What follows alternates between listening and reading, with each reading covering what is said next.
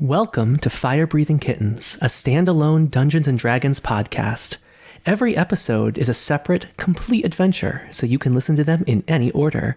We are joined by Tanager. Tell me about yourself.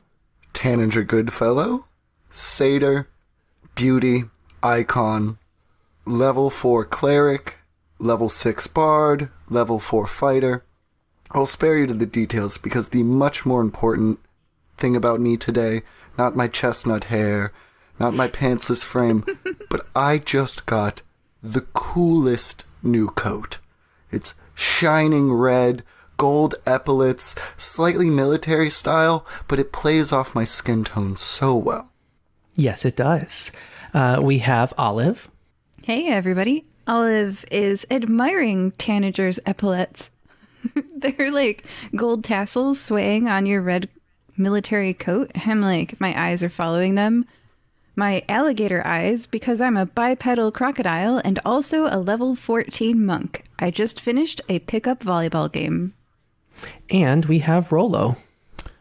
Hi, everybody. Rollo Specklebottom here. I am looking fashionable as well. I have recently upgraded my wardrobe to have a khaki coat over my a nice better white shirt with more pockets in it so that I have things to carry on my travels. And I'm here with Nacho, my capybara, and mount. I am a halfling and a wild magic sorcerer. You are all in the guild hall. It is a large building with a bar, a sitting area with wooden tables and chairs, and a wall with a corkboard that typically has job flyers posted. The bar looks trashed right now. There was a huge party last night, and I think you guys are looking a little worse for wear. Oh, I'm definitely waking up in the bar, right? So I believe you were curled up under it. What's that? I believe you were curled up under it. Yes, I was snuggling under a stool, and I sort of peel myself up off the floor and blearily look around at the destruction that we visited on the poor bar last night. Yeah. The door's broken. There's the overturned tables and chairs, just cans and bottles everywhere. Tanager fell asleep on the stairs attempting to go up to his bedroom. So kind of like blearily turns over, just lying like on his back on the staircase and goes, "Curry, coffee." Curry brings you coffee. Oh, thank you. You're such an angel. Yes, I know. So then he'll just sit up on the stairs and kind of wait for other people to awake. Apparently, I just finished a pickup volleyball game, so I hop over the consciousnessless bodies of my passed out friends, and I'm like, hey, y'all ready to play more volleyball? Because I'm full of energy. I'm a monk. Hi. I don't get poisoned by alcohol. Tanager, chugs the rest of his coffee, looks at Olive and goes, "All right, let's go play some volleyball." Gets himself up onto his feet. Rollo crawls behind the bar and finds last night's pot of coffee and just dumps it into a glass, throws in a couple of tugs from the whiskey bottle, and just starts downing that as fast as he can while holding his head. Hair of the dog? Yeah, oh yeah. You want some dog to go with that? Excuse me? I start making bacon. Is that dog bacon? Yeah. Tanager has no qualms about food, so he's just sitting at the counter, watching Olive make breakfast. You suddenly hear a knock at the door. Oh, Bacon brings all the boys to the yard. Yeah, Tanager will get up and answer the door. You open the door, and you see a 2-foot-tall floating blue creature, appears feminine, dressed in a gown made of sea foam and bubbles that are just kind of concealing things, but kind of not. She's beautiful, even though she's tiny, very shimmery. She has little gossamer wings, and she's hovering about 2 feet off the ground. She stares at you expectantly. Well, hello. Tanager steps back and motions for them to come into, the adventuring hall. What brings you by the guild hall today, you beautiful creature? Are you hungry? No, thank you. My name is Nixie. May I come in? Oh, just one moment. I do have to ask you, are you the sort of magical creature that, like, preys on people, and if I let you in, you're gonna attack us and stuff? We're an adventuring guild, we have really formal rules. No, I don't attack people. Well, of course. Come on in then, you're invited in. Her face appears visibly relieved, and she floats in through the door. How big is she? About 2 feet tall. Okay. Nixie, I am Tanager Goodfellow. These are my compatriots, Rollo Specklebottom, Olive Mundo, and the rest of the fire-breathing kittens appear to be passed out on the floor, so we'll save introductions for later. Pleased to meet you.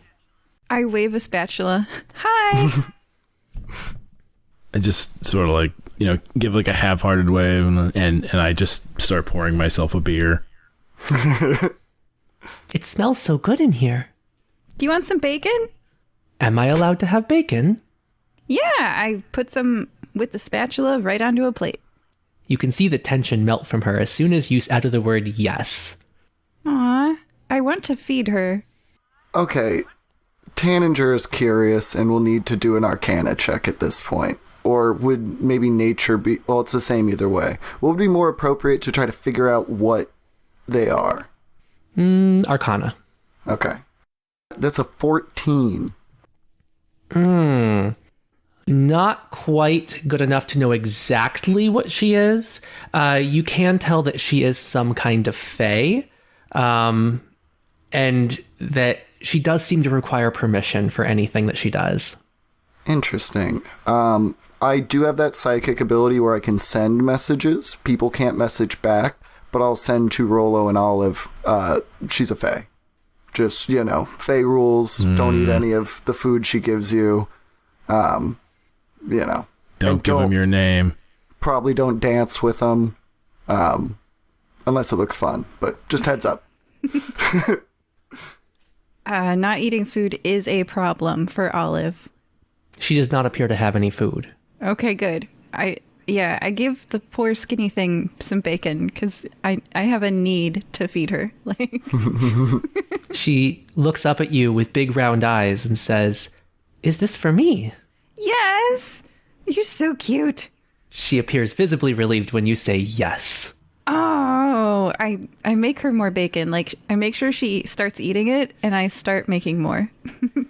Tanager just has to involve himself a little bit. When you put the second round of bacon out, Tanager looks at her and goes, "No, you can't have this bacon. This is my bacon." She takes a step back and folds her hands behind her back. I was just kidding. Yes, you can have this bacon. She rushes forward and starts eating bacon. It's a real yes-no thing with her. That's a telepathic message. So, what brings you into the hall today, Nixie? I have an announcement. Lay it on us. You're allowed to say it. She perks up and her eyebrows raise. She drifts up towards the center of the room and says, "May I have your attention?" She's adorable, and I love her. She's staring at you yes. expectantly. Yes, You said may. yes? Yeah. Suddenly a sparkly blue substance appears to stream out from all of your faces towards her. Concerned? Very concerned. Yes, I'm also in the concerned group. Yeah, thanks, Tanager. Didn't I say don't give her your name? She's fae. And you just gave her your attention. Our She attention, it seems like. cackles and says, "Thank you very much," and rushes towards the door. Did she just take our souls? Oh, she took our took something. attention. What are you going to do? Oh, okay. I think I know where this might be going. Tanager is going to go pour himself a glass of wine, perhaps seeing his reflection in the surface of the liquid. Roll a d6. Okie dokie. That is a 1. You are able to pour the wine as expected. Oh, farts. She might have just taken our free will. Try to do something. Olive, slap this wine. No, don't do that. I already did. Monk reflexes. Did Olive attempt to slap the wine? Yes. Roll a d6. Oh, no. Also a 1. Oh, yeah, you slapped the wine. I don't think you're right. It's all over us now. Okay, well... I walk up and just slap Tanager. Roll a d6. Gosh darn it. 6. You trip and fall. You weren't watching where you were going. Rollo, you okay, buddy? Did you just try to hit me? It's like, no. No, Okay. there was a bee. It's gone now. And I picked myself up. I pat you on the shoulder, dust you off. Cool coat, by the way. Coat Club. Yeah. We absolutely have to follow Nixie. Why? I attempt to eat more bacon. Roll a d6. 2. You randomly punch the bar. Oh, no. Oh, no. Olive can't eat bacon. This is awful. Okay, can I make an Arcana check again to try to figure out what that magic was? Because Tanager being a satyr is technically a fey creature. So maybe he could put 2 and 2 together of like, oh snap, this is what happened. Sure. Would you consider that an action, or it's not magic? I think in combat, making a check does take an action, so it might be an action. Yes, that's an action. Roll a d6. That's a 5. You do your Arcana check with advantage. You are hyper-focused. That's going to be a 16. With a 16, you are aware that she has stolen your attention. You all have attention deficit disorder now. I didn't even have that much to get rid of. It's unfortunate. Oh, no. What were we talking about?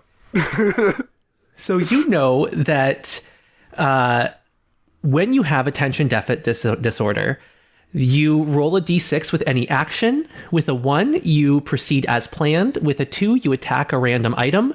With 3, you stare into space. With 4, you do the planned action with disadvantage. With 5, with advantage. And 6, you trip over your own feet. You also know that if you attempt to cast any magic spell, you again roll a d6. 1 or 2, it goes as planned. 3 to 4, you will cast another random spell of the same level. And 5 to 6, it goes as planned, but you also roll on the wild magic table. This is so cool as a player. As a character, oh no. This is a super fun mechanic. Neat. Whatever will you do? I literally don't know. Oh, man. Okay. Oh my god. Was Curry affected? I never said her name. She didn't say anything in the scene. Was she in the room? Yes, she brought coffee. Dang it. Even my aide. I was really going to rely on my aide for this one. Farts, guys. I help Rollo up off of the floor. I Roll a tried d6. to. Oh, gosh. Oh, gosh. I random attacks. No. Hit Rollo in the face! Why are my friends fighting? Bends down to pick me up and biffs me in the face instead. Yeah. Thanks. Sorry. Thanks, Olive. 25 to hit. Does that hit? Yeah, that your hits. AC? That hits. I wasn't going to make you roll actual damage. Good, because that's 9 damage. It's non-lethal, I assume. No, it's lethal.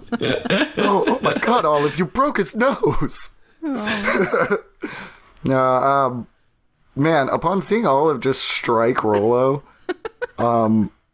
does movement count as an action? No. I leave the building, and then I guess we'll attempt to... I'll be looking for Nixie but also anybody else who seems to have fallen for this trick. So people stumbling, stuff like that. Maybe, hopefully she's left a trail of destruction in her wake. Well, everything looks normal outside. She does have a movement speed of 3,000. So... And you guys did not take the chance for any kind of skill checks to try to stop her, so she is gone. Damn. This is not a good day. Okay, well, we just need to find a scryer. We've seen her face. I can transmit thought and create minor images, so maybe we can at least find a general area of where she went. Or we could go get coffee again. Can we? Is getting coffee an action? Probably. I've never met a scryer. Does anyone else know one or of one? Rollo, you're a sorcerer. Do you have any magical, friends or insights? I don't. I really just do my own magic, but we could probably check the Sending Stone book. All right. I go to the nearest Sending Stone book and I start looking in the yellow page section to see if I can find maybe a utilitarian magic shop that does everybody. I don't think do we need a specialist in scrying? I think it might be worth it. All right. So I investigate the phone book. Well, first off, roll a d6. Yeah, that's where I'm going. All right. 5. Oh, you proceed as advantage. You are very focused on this phone book. All right. So, I guess would that be an investigation? Sure. All right. All right. I got 16. Ah, that passes. Your finger lands on a listing that states, Ayaz, doer of odd jobs, mystic, scrying, etc. And there's an address and a phone number. All right. I ripped a page out and I'm like, all right, guys, I got our man. Let's go. I follow you because moving is the only safe option. Yeah, Tanager's trying to do at the end of Ghostbusters, where it's just don't think about anything, don't get distracted, just walk down the street. Don't think of a Tarask. Yeah. Okay. The address is clearly listed. Do a history check. Also, who's leading? I have the paper. I guess I'll lead. Yeah, Rollo. All right, I rolled a 1, and then I'm going to roll my history check. Okay, you proceed as planned. A 7. You do not recognize this location. You're going to have to find some help. Is there anyone around? Cab drivers? Or, carts or anything? Carriages? You do see... you guys are not far from the Hall of Records. That could work. I can get there. Mm-hmm. All right, so we head off to the Hall of Records to look for directions. Ah, yes. You see several marked doors. There's one that's marked parking tickets. There's one that's marked carriage licensing. There's one that's marked residential directories. One that's marked judiciary. Tanager would like to attempt to disguise self and use his charlatan ability to become Marvin Funk, because Tanager Goodfellow has been parking a lot of unlicensed carriages in the wrong spots. Roll a d6. Honestly, I'm just having fun rolling the d6. That's a 5. That's a 5. You get advantage on your disguise applying. Yeah. Cool. Oh, wait, no, technically that was a spell. Is it the same? Is that a spell? Yeah, because I was disguise selfing. Okay. So yes, your spell proceeds as planned, but also roll for the wild magic table. Oh no. Which I believe is a D100. Oh lord. It is. You could explode. Yeah, there's a couple of them. Okay, so first don't digit. Don't die. An 8 and a 4, so that's an 84. 84. Let me just pull up the wild magic table. And then Tanager died. I was just like, oh man, government building, better go incognito. And then Exploded. wild yeah. You got an 84. Yes. Each creature within 30 feet of you takes 1d10 necrotic damage, and you regain hit points equal to the sum of total necrotic damage dealt. Ow. 3. Rollo, are you within 30 feet? Yeah, I'm right with him. Hold on, let me get in here and... Sorry. D10? Mm-hmm. That is... 10. Good. Good. This is becoming a good day. So I got punched in the face, and then my girlfriend sucked the life out of me. He did. I mean... But Tanager, you're looking very healthy. Yeah, You're glowing. my hangover bags are gone. Like, all the blotchiness is out of my face. And I do know how to do inflict wounds, so I imagine I just let another spell slip when I was casting Disguise Self. Yeah, you did. Sorry. Oh, Yikes. Oh, dang, Rollo, did I get you? But your fur is looking so lustrous. Rubbing my head. I'm like, this hangover's killer, but that was not good. Man, I wish I knew how to heal. You have how many levels in Cleric? Yeah, I had the spell for a while, and then I realized, no. Thanks. But Thanks, Tan. now, after finding out the Tanager is the only cleric in the current active Fire-Breathing Guild roster, and now injuring my friend without being able to heal him, might take a healing spell next level. He feels genuinely pretty bad. This is his second big mess up of the day. No worries. No worries. So you're disguised. What would you guys like to do? Continue as originally planned. Is there You have to pick a door. is there a help kiosk? No, they're just marked doors. We could go... There is a residential directory door. I guess, yeah, let's hop in there. See what we see. All right. You open the door and you see a dwarven woman in leather armor with lustrous chestnut hair streaming down her back and bulging biceps against a leather armband. She's reading a romance novel. Hello, nurse. Hello. Sorry. Sorry. I'll just put this away. My name is Penelope Ironfist. How can I help you? Penelope, that's a lovely name. Oh, well, thanks. I was wondering if maybe you could assist my friends and I. Now, Rollo is love struck on this because Rollo's dream girl has always been a strong dwarven woman who could hold him and potentially crush his skull like a grape. So he's definitely trying to flex the charisma right now, and he he saunters over, kind of leans forward onto her desk and is like, my associates and I are adventurers, and we're looking for some address here, and we're wondering if you could maybe help us find where it is. And I slide the paper over, and I've got the circled line. Tanager would like to come up behind him and go, Mr. Rollo, those very important documents, I have them ready for you whenever you need. And cast Bardic Inspiration, which is a bonus action, so I should be cool, right? Sure. Okay. There you go, you get a D8 for flirting. All right. Yeah, all right. I feel like, are you trying to roll a charisma check here? I feel like I should. Roll your what would it D6 be? first. All right, I'm gonna roll No, don't trip. my don't trip. D6, and I roll a 4. You have disadvantage, but go ahead. Okay, I have disadvantage, so I guess I will. What am I rolling a straight? I mean, Charisma?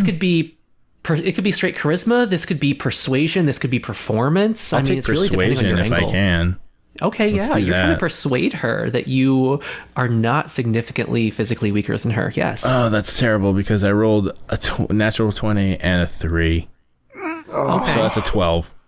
Add your bardic inspiration die. Oh, okay, that's right. So D8. Let's do this. Thank you. For 4, so 16.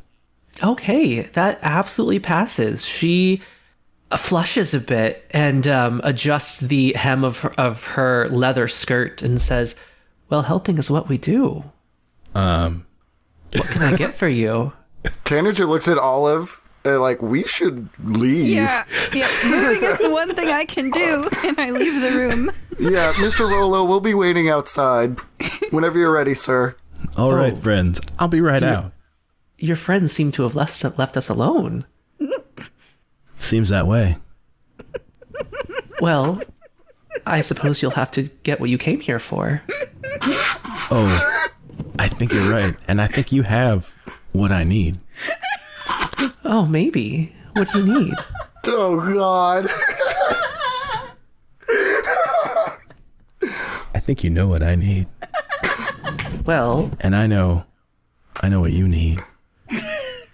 Oh, my.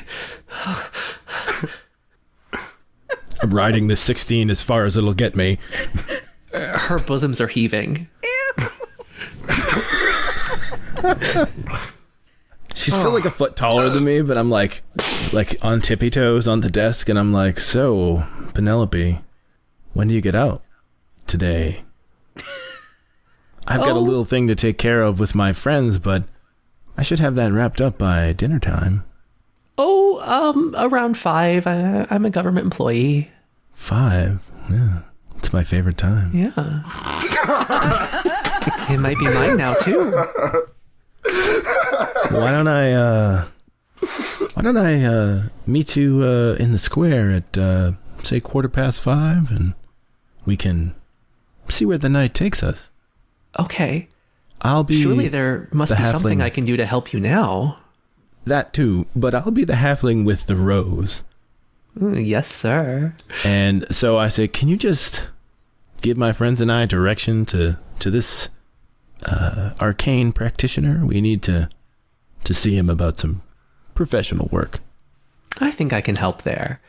She turns around and climbs a ladder on the bookcase on the wall. You see large, bulging thighs just pulsing as she climbs this ladder, peeking out from under her skirt. She shaved those too. Rollo is just like, don't look.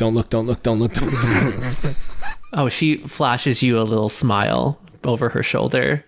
She knows you can see. Okay. I like Penelope. I mean, she's kind of modest. The skirt is covering like mid-thigh up, but it shows a little peak. What was her last name? It was Iron Fist. And she can't quite reach the book she's looking for. You see that she hangs from one arm and does like a one-armed pull-up to grab the book off of the high shelf and swing back to the ladder. She slides down and slams this, 40-pound book right there on the table, flips through a few pages and says, "Ah, yes, I think here's the map that you need. Let me just give you a quick sketch." Oh, thank you, Penelope. This is really wonderful. I'm really looking forward to tonight. I just gonna clean up this little end that I need to tie up here, and I think we'll have a wonderful evening. Thank you so much. Absolutely. And I just I sort of touch her hand a little bit while she's doing that, and give her the eye. Her fingers linger on your hand as she hands you this paper. Ooh. She bead of sweat down the side while she was doing that thing with the shelf for sure. Oh yeah. She jab even it off bites her with lower lip. Oh man. This is Rollo getting hot. Well, if you need anything else before 5, you just let me know. I'll be here all day. I don't know what to say. Leave on a high note, dog. Just get out of there. I wink and smile, take the paper and thanks for the sketch. See you tonight, and I just mosey out. She slugs you in the shoulder on your way out. Take a D8 of damage. Does she not have attention now? Oh, no, she has plenty of attention. She's very focused. Okay. Am I? She's just that kind of girl. All right. Okay, I hope I didn't just get friend zoned. Oh my god, no, that is in no way what happened, Rollo. I don't know. She punched me. I don't Her know. last name is Iron Fist. She probably that's loves true. punching. Where did she punch me? On the shoulder. You have a nice I was little hoping bruise. it was somewhere sexy. Oh, no. That's later. All right. Well, Iron Fist. I don't know. All right. I take the map to my friends. I'm like, all right, so 2 things happened. We have to be wrapped up by 5 at the absolute latest. I would like more time to go get ready, but I also have the map. But the important stuff is done by 5, okay? Thanks for the assist in there, guys. Appreciate it. Tanager, Olive. That was clutch. Thank you. Yeah, Tanager is clapping when he sees the door start to open. Beautiful work. Excellently done. I couldn't have done better myself. All right. Well, you can see on the map that it's just the neighborhood you need is only a few blocks away. It's very clearly marked. So do you proceed to Ayaz's house? Yeah, go to see Igaz. You pull up on a very modest house in a residential neighborhood. There is a sign out front that says Ayaz for odd jobs, and there is a knocker on the door. Oh no. Olive tries to knock on the door. Yeah, he's pointing at me. I'm gonna roll a d6. That's a 1. Yeah. Oh, wait, that's good. Okay. Yeah, Yes, that's the you good engage one. the knocker. Yeah, I can do normal things. Where Yep. do we go? Thump, thump, thump. You hear I a voice pat Olive on the inside. shoulder. Good job. Yeah, double thumbs up I'm from coming, Tanager. I'm coming. What do you want? Oh my god. You're so needy. A blonde woman answers the door and throws the doors open. Yes. Yes. Scrying spell, please. Looking for Igaz? You mean Ayaz? Oh, Yes. Igaz? Yeah, no G. Okay. No. Like the sign on the front says Ayaz. Ayaz. Yeah, right this way. She leads you through the house to a sitting room, and you see a half-orc man with long black hair lounging on a sofa. She looks over her shoulder and says, "These ones are for you." I guess you're Igaz then? Yeah, yes. Oh, are you customers? I'm so sorry. He gets up and gently pats the blonde woman on the arm and says, "Crystal, we talked about this. Yes, I'll take care of it later." Oh, yes, thank you. And she leaves the room. Yes. How can I help you? Looking to get some things grown. Is that the past tense of scry? Scried? You need a scrying spell. Yes, I can help with that. What are we looking for? Lost car keys? Maybe a missing sending stone? A powerful fae that stole our attention. Oh, well, all right. She has a bubble dress and she floats. 2 feet tall. Name of Nixie. Okay, Oh, we that- have a name. Maybe an Is that her- alias. Is that her true name? Almost definitely not. Yeah. Tanager kind of drops his head. All right. I can create an image of her, if that would help. Though my magic's been a little bit unpredictable as of an hour ago. Interesting. We can't scry with a magical image. We have to either have a true name or something from their person, some item that belonged to them. Do you think we might be able to find one of those? She has something that belongs to us. Some dog bacon. Well, we gave it to her, so then it's Yeah. her bacon. Oh, Yeah, so we could use the bacon. If Could we? Sheila had any leftovers, that's her bacon. yeah. Can we locate object? We If can have try. a small amount of some bacon, we can find its friend. Maybe. Pass it over. Okay, and I think that is how the locate object spell works, by the way.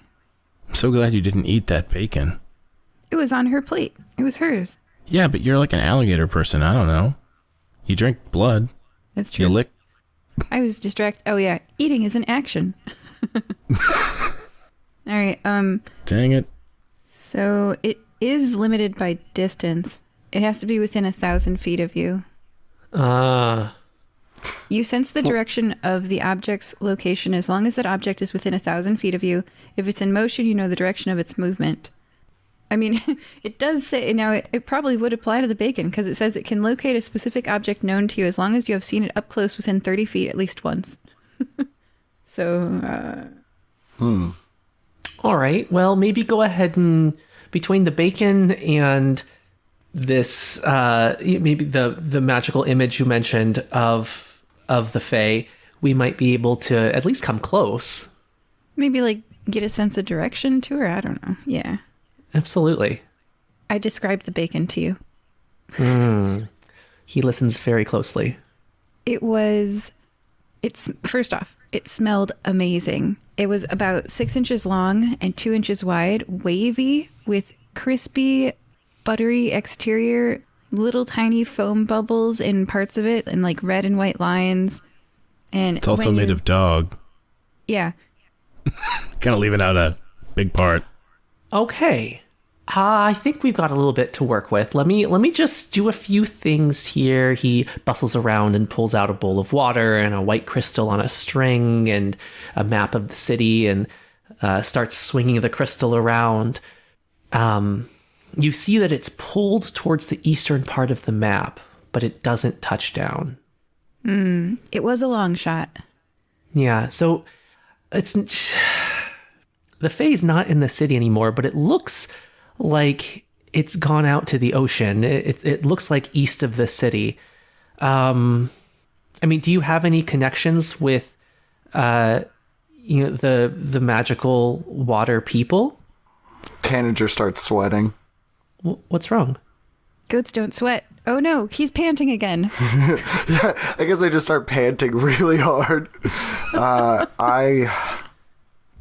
I know somebody in the oceanic magic community. Is there any, could you like cut my hands off and use those? Is that another option? Sounds like you know someone really scary. Yes. The most terrifying person I've ever met in my life. Who is this person? Yeah, I guess Tanger's known you guys for a really long time now. My ex-girlfriend Drusilla. Oh, when you get drunk, sometimes you say that name. Yeah, Tanager tries to never speak her name and is like, it really came down to this, eh? Alright, do you have a trash can? Yes. Where would that be located? He passes you a small wastebasket. Tanager immediately throws up at the idea of running into his ex-girlfriend again.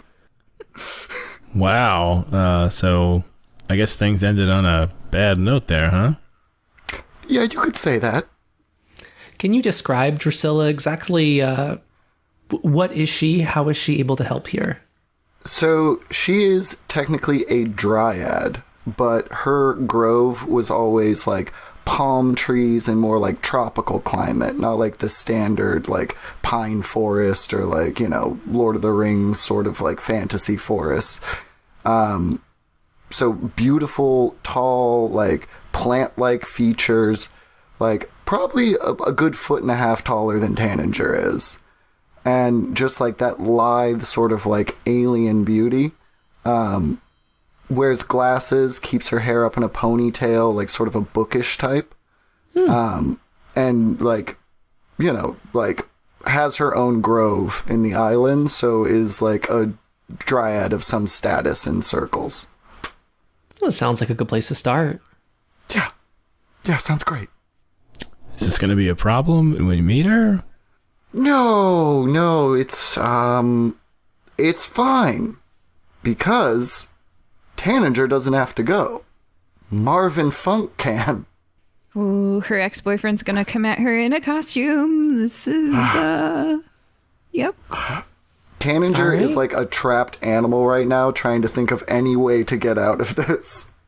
No, I mean, he knows what has to be done, but it's just panicky. And, yeah, alright, let's get going. All right. Well, do you know where she lives? Do you know where her island is? I mean, yeah, I lived there for a number of years. Okay. So, yeah. Assuming we can get to, like, the docks, like, I know, like, the name of it. We probably have to take, like, a ferry, because it's probably fairly remote. But, yeah. Okay. Yeah, go for it. Just describe what you're doing. Cool. So do we need to make any checks to get to the docks? That's mainly what I was concerned about. Very familiar with the docks. We go there a lot. Cool. So Tanager, I guess, like, as they're walking and on the boat ride, we could do, like, a cinematic cutscene where he has just been talking about this non-stop since he found out he had to run into her. But, basically, it kind of explains his backstory of, like, yeah, we met, it was back when I was working as a Corsaian. I was, like, hanging out in some islands, you know, going to parties at night. I ran into Drusilla. She was the most incredible thing I've ever seen in my entire life. But we are deeply different people, and spending a quiet life with someone that hurls over the side of the boat. Yeah, just, you know, it wasn't what my god had in plan for me. So I began losing my clerical powers. And I realized that I was doing a disservice to not only my religious order, but my sort of race as a whole, by not being a big fat party animal all the time. So I had to break up with her. And it was the hardest thing I've ever done. And, you know, I know to non-revelers that seems crappy, in a word. But it's a choice that I made and has been haunting me ever since. She's a very nice woman, but like I said, the most terrifying thing I could imagine. I kind of sidle up to you and I like stroke your leg fur and I'm like, it's okay, buddy. We're here for you, man. Olive, do you remember that time when me, you, and Aaron like went to that like thing where there were the buttons that you would find like your partner and stuff, and then you got your greatest desire at the end? Yeah. It was really, I remember how I kind of freaked out? Yeah. I was worried my greatest desire would be changing into the person that could be with her, and I didn't want to change. That's why I didn't want to hit the button. Oh, wow. Wasn't the person who could be with her Simmond the Kind? Yeah, whatever, but he sucks though. So you would have changed into him? Oh, Tanager, you're nothing like Simmond the Kind. You're not kind at all. Don't worry. Thank you, Olive. So You're a like, sweet crocodile. as he's sort of crying, I like lean over to Olive and I'm like, do you think as a goat he like nibbled on her like leaves and stuff? Like just weirded out how this may happen. Like, I could pick you up and throw you over the boat railing. yeah, but why? But Just Tanager, curious. No, you're like... That was an really? aside. It wasn't a tanager. I continue comforting my friend. First off, you're a jerk. You took her bacon away. You saw a hungry person and you were like, no bacon for you. Don't worry. You're a bacon Nazi. You're fine. You're not Simmond the Kind at all. Yeah, some Tanager the Rad. Yeah. Cool, so yeah, then just a series of boat rides and ferries. And I keep reassuring you that you're a horrible person. Is there a bar on the ferry? Because I want to take Tanager and be like, no, we're going to live our best lives here. I'm going to help you out, buddy. And I just go and I'm like, 2 pitchers. Let's go. How are you paying your fares on these ferries? Tanager looks to Olive. Olive has way less money than she should because she keeps paying to revivify people she had killed when she burned down buildings. So I do have 500 gold in my coin pouch. So that's how. Yeah, that's I got how like we're a paying for hundo it. on me. Yeah, okay, so you guys are paying for your ferries in gold. Oh, absolutely. All right, everyone subtract 5 gold. Cool. No problemo. Can you spot me? Yeah, I got you. All right. I'll do -10. I was going to say, we have a bard. If he wanted to, he could perform for their passage. It's one of... That's it's a true. bardic ability. Yeah, see, you know what Simmond the Kind can't do? Dance. You can dance. Let's see it. If you want to. You can leave your Can I friends But don't leave my leave your friends behind. I'm glad we all got there. Okay. Yeah. Tanager. He thinks about a song, but doesn't sing it, and then just does his little dance, like, you know, and tells funny stories, and does his eloquence bard thing, but, like, you can see there's a memory of something that, like, he chokes down. I scream, woo, too. That's my friend. He's a terrible person. Yes, Tanager the Terrible. Yeah, so I am... Do you want me to roll the D6 or the D20 first? The D6 first. Okay. Oh, no. And then he trips off of the boat. Right? Like, I have spells that could back me up. It was a 1, so I'm Okay. chilling. Go ahead. And then the performance is a 17 on the dice, plus a whopping 9 makes for a 26. Oh yeah, you stun everyone. You're doing this like modern interpretive dance that really portrays your feelings, the hope that Drusilla is going to be able to help you, but also the apprehension for everything that's going to be coming your way, and you know that it's going to hurt, but it's going to be worth it because you're helping your friends, and that you kind of like that even though you're an awful person. That's and my everybody's friend. like, He can't heal anybody. He's not that kind of cleric. He's a terrible person. I'm not that kind of cleric, really. and everyone's like, wow, this is really freaking weird, but sure, yeah, this might draw up business. Get on the boat. Yeah, and his final dance move is that thing where I just, like, collapse into a heap, like, fully, like, folded up on the floor. And then the lights go out. Rollo stands up and starts clapping and just is like bawling the whole time, just like crying. I feel your pain, man. You hear echoes as you are the only one clapping at the moment, and everyone else is going, There's 2 people. okay, 2 people clapping. Everyone else is staring slack-jawed. They don't know what to make of this. I put 5 gold near you, and I'm like, great job. And then I walk away, and I look at the crowd, like, come on. Oh, I turn back and I cast mass suggestion at the crowd and tell them that they definitely want to clap for this guy, totally forgetting that I have to roll on the Fey pain in the neck table. Go ahead, roll. D6. Oh no, and then Rollo died. Okay, it was a 6. Oh, roll a D100, please. Oh, goodness. I knew it was going to be that one. 42. Oh. You turn into a potted plant at the start of your next turn.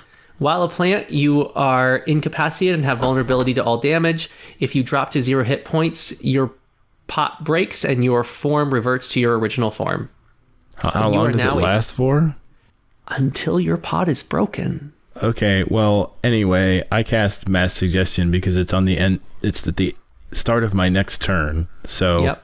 I suggest that they have just seen the most amazing, moving, emotionally raw performance that they have ever witnessed it's almost a religious experience to these people.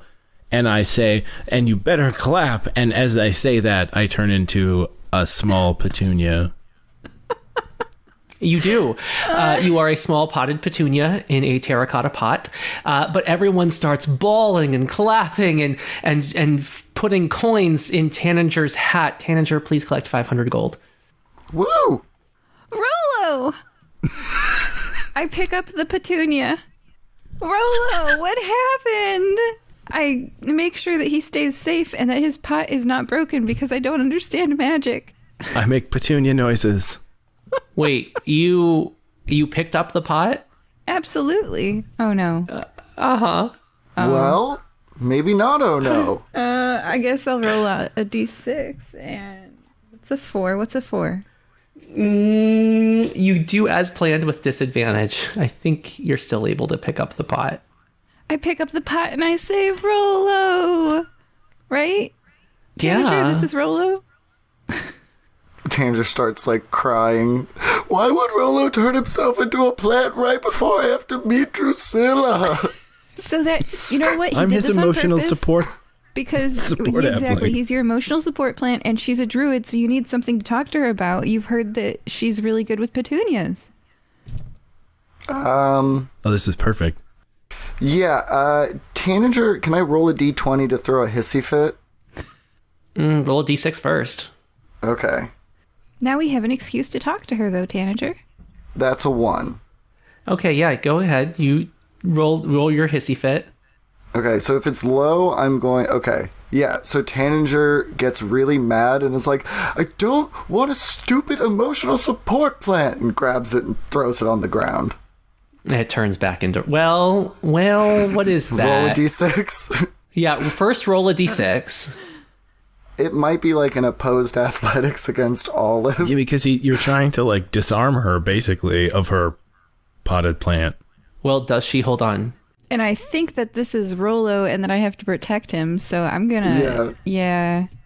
Okay. So do I roll an opposed athletics check against you? Yeah. Oh my god. I rolled a 6. You don't even need to. D6s, right? Yeah. Oh, wait. I got a 1 on the D6. Mm-hmm. I got a 6. Yep. So you trip. Yeah.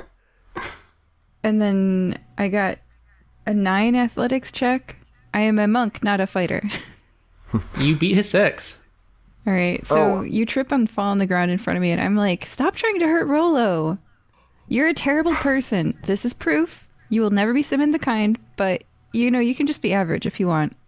Well, Rollo's a terrible plant. I'm going to our cabin until we arrive. Whenever he's done messing with me, let me know. DM, am I aware? Yes. Oh, I'm aware. Okay, good.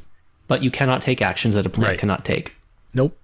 I take you out into the sunshine and I give you some water. And I'm like, oh no, one of my friends is crying in their room and the other one's a plant. How much water do you give it? The ground should be squishy, but not mud. Okay. I don't know anything about plants. This feels so weird. Ooh, I think you overwatered him and he starts to gain necrotic damage from root rot.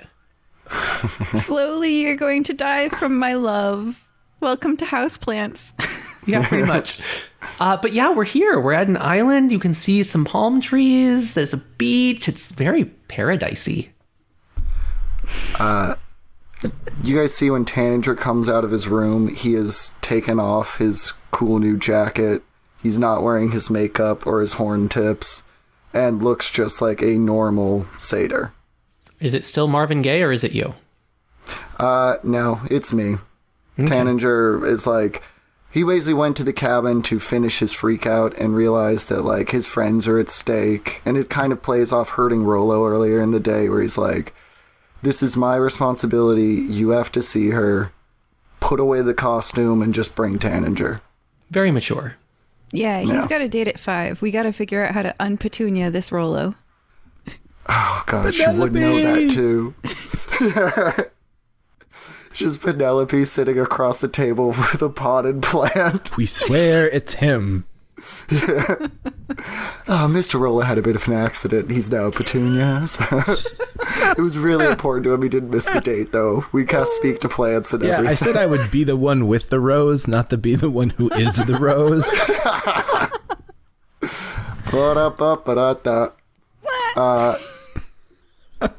Cool. So, yeah, Drusilla's Grove is like the heart of the island. You know, then, yeah, it's like there is a, like, hut, basically, that we built because I don't like sleeping outside. But otherwise, there's no real buildings or anything on the island. Unless things have changed in the, 4 or 5 years we've been apart.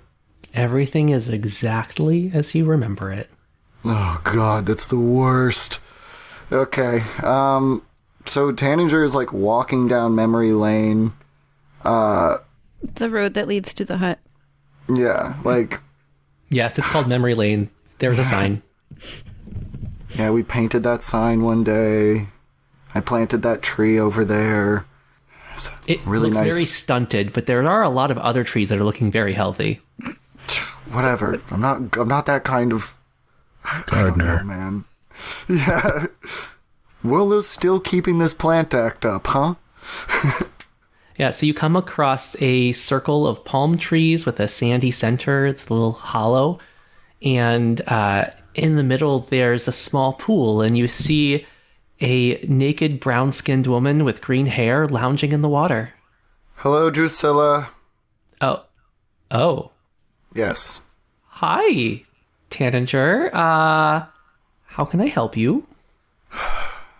I'm Yes, really the sorry. sighing. Okay. Yeah, Oh my God, Drusilla! We're back at it again. I'm sorry I had to leave, but now I'm back, and of course you're gonna love this next part. I need a favor. And Yes, yes, I'm sure. it's magic. I could have learned if I would have went down the druid path, but you know I'm not about that, Drusilla. I wouldn't expect you to. What is it this time?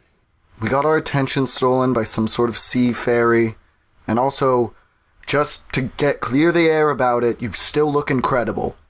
Well, I'm immortal. I should. Well, yeah, well, thanks for rubbing it in my face that I age. Well, you're doing it gracefully. Thanks, Drusilla. And he, smiles. Okay, so you got your attention stolen by a sea fairy. Cool. How can I help? Do you know of any? Is the coastal court, still meeting semi-regularly? How's, Oasis, our old druid friend we would have dinner with? Is he still in the community? He is, but I don't think he's going to help you. Tanager, I've told you a million times. I'm a dryad. I'm a creature of the land, even though I'm coastal. I mean, did you even think to ask the sea witch? Oh, that's right, the sea witch. Yes. The purveyor of everything magical. She rules Atlantis now, for God's sake. She's very easy to find. Oh, I'm, actually... He's kind of going back to his, original, even more braggadocious Tanager, when he first met her. It's I know the Prince of the Tritons. We go adventuring, all the time. We're, pretty good friends. That party boy? Sounds about right. In his head, he's like, damn, it didn't work. Where's the sea... Okay, so I assume the sea witch is down in Atlantis? Yeah. Do you know how to get there? No. Okay, well, I don't either. I'm on this island, but I'm sure someone can help you. Is there anything land-oriented that I can do to help you? So my friend's a plant, and he's got a date at 5. Oh, I love plants. He needs, a really good rose, but he didn't want to become it, you know? Oh, he wasn't a plant to start with. Sorry, my best friends are plants. Olive likes her, but she also likes Nixie, so, who knows? What is he supposed to be? A halfling with a flower, not a flower. Oh, let me see. I hand her Rollo. Roll a D6. Oh, no. Tanager pets Nacho. Just be like, it's cool. We're taking care of it, bud. 4. Roll a straight dexterity check with disadvantage. Disadvantage to a monk is still +5. 10. Okay, you pass. You successfully hand her the potted petunia. Olive would never drop her friend because she's good at dexterity. She examines it and then places it on the ground, steps back, holds out her hand, and blows through waggled fingers. You see a green, sickly aura spread out in a cone from her hand. Is that supposed to happen? That doesn't look good. What's going on? She looks so good doing it. She does. She notices you saying this and just turns the cone a little bit to cast it towards you a little bit. The grass starts to wither where the cone is hitting. And Tanager, you start to feel a little ill. Why do I like all the untrustworthy people? Tanager takes 5 necrotic damage. Oh, As the I grass deserved it. continues to wither, you notice that the clay pot cracks open, and suddenly Rollo is sitting on the ground. you're back. Oh, God. This is a day. All right. Thank you. Thank you. And I point at the dryad first, then I point at Olive. And then I look at Tanager and I'm like, you're welcome. They loved you. It was amazing. Worth it. Thank you. And I'll give you 100 gold for casting the spell. I'm like, no, man. It's cool. Money's to be spent. If there's one thing I learned from someone I was very close to once. It's that physical possessions are not the things that are important in this world. All right, I read you loud and clear, and I take your 100 gold, throw that in the backpack. Drusilla looks down at you and says, "You haven't discussed the matter of my payment." Speaking of spending. Is this one of those I go outside the door again situations? Tanager hopes not, because he might just pass out nosebleed anime style.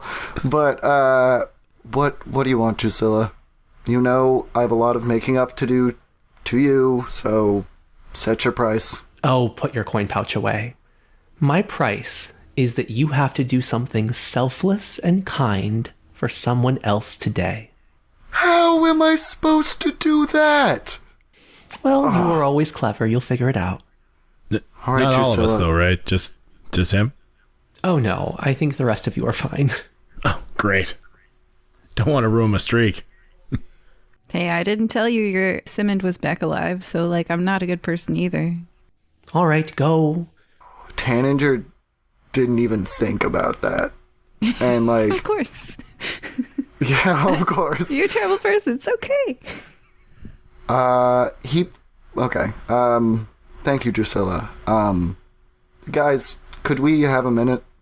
Now that I have legs, I'll go wherever you tell me to, Chief. And I walk out. So he just looks up at her and goes, like I said, Drusilla, I owe you a lot of apology. I know you're a timeless being, but I feel bad for wasting your time. But know, to a mortal like me, the time that we held together was precious. And I know you're land-based, but we can't cross the same stream twice. I've changed. You are incomprehensible, but I thank you and I'm sorry. And like I said, you have been keeping it so tight. She looks uncomfortably down at her feet and pats you on the shoulder. Yeah, thanks. Thanks, Tanager. It was probably more for me than for you, but, you know, if you ever move to the mainland, I have a mansion. She raises an eyebrow, and as you start to turn away, she grabs your chin and looks you dead in the eye and says, "I meant it, Tanager. Kind and selfless. Just once." Oh, dang. I can't believe it wasn't her who dumped you. Whew.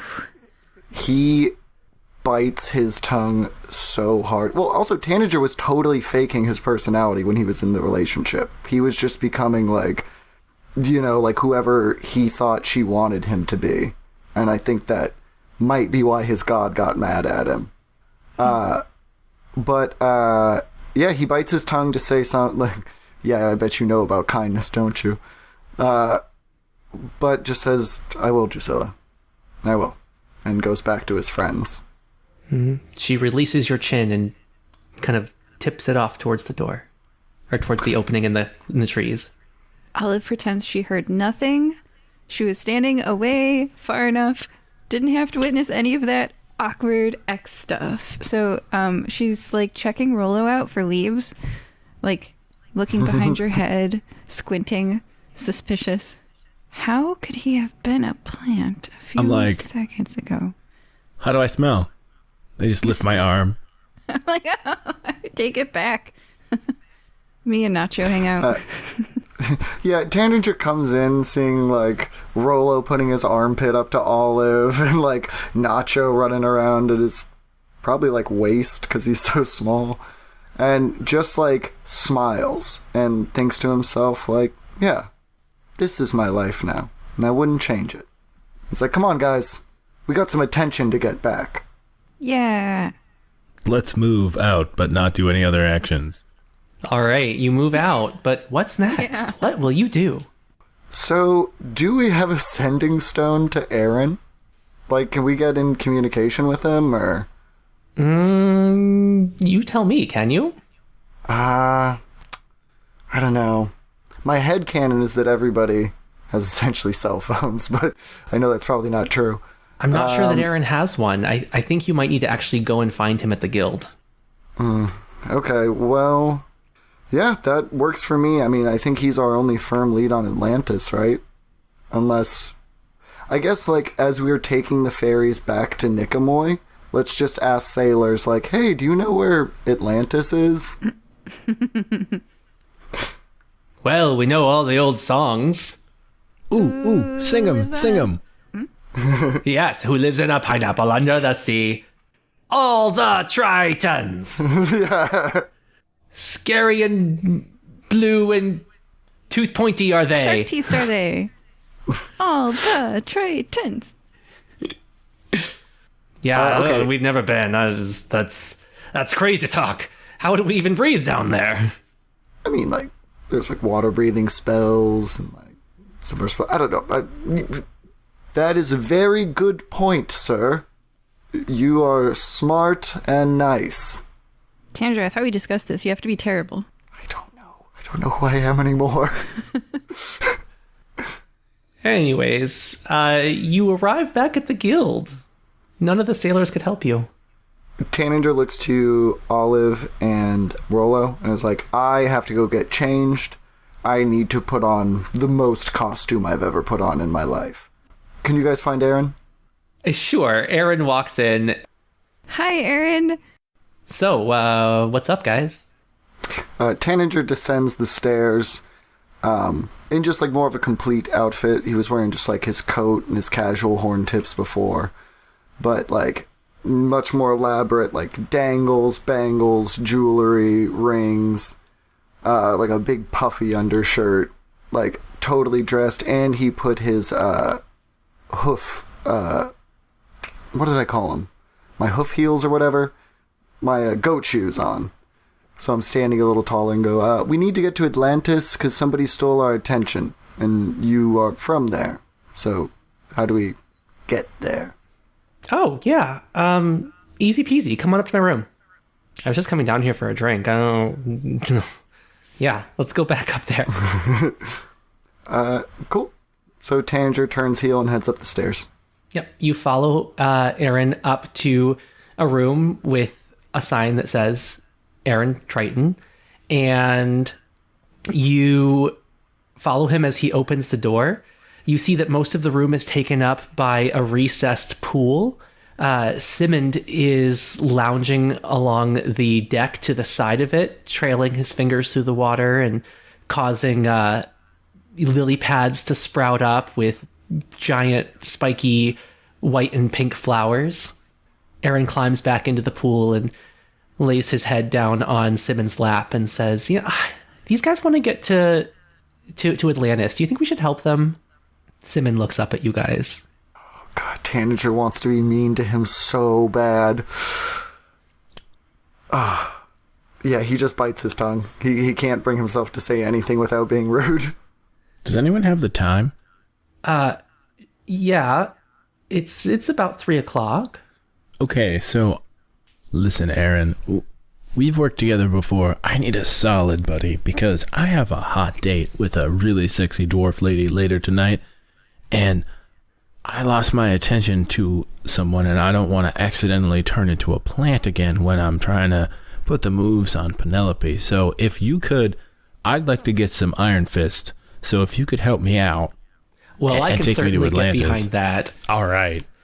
All right. He gestures towards the water, and a globe of it comes up and solidifies with a shining blue light inside that seems to drift off towards the east inside the little globe. And he says, just get on a ship and follow this. It'll point you in the right way. You guys are going to figure out how to breathe down there, though, right? I can breathe underwater for about 15 minutes and then I die. Yeah. That's a problem. I can't breathe underwater. Do you know how to breathe underwater? Well, of course. There's a lot of ways. If you know someone, if you have a high-level druid or sorcerer or anybody, they can cast water breathing on you. Like a dryad? Oh, maybe. There's Tanager can't help it. He goes, no, I'm not going back to Drusilla's today, and shoots Simmon a look. I mean, there's a couple of items, too. There's, like, the Cloak of the Manta. Does anybody have those? We should check the Clearly, coat I don't closet. need one. It's like, see if Lost and Found has anything. Maybe, but they're also not expensive. You could just go buy one. They're only uncommon level. Yeah, let's go pick some up then. All right, yeah, I'm game. Yeah, okay, good luck. Bye. Okay, Olive spends 300 gold. She now possesses a Cloak of the Manta. Yeah, okay. Suffice it to say, we all buy one, right? Sure. Cha. All right. You just buy it at a regular shop, or? Yeah, sure, why not? All right, we got our cloaks. We're at the water's edge. We jump in. Okay. All right. Fine. Yeah, your globe is still pointing towards the east. You jumped into the water? Well, we could probably charter a boat to, like, get us a little closer. Let's do that. Sure, there's a boat just off to your left. Hail, good sir. Might we charter your boat? Well, of course! Tanager, is that you?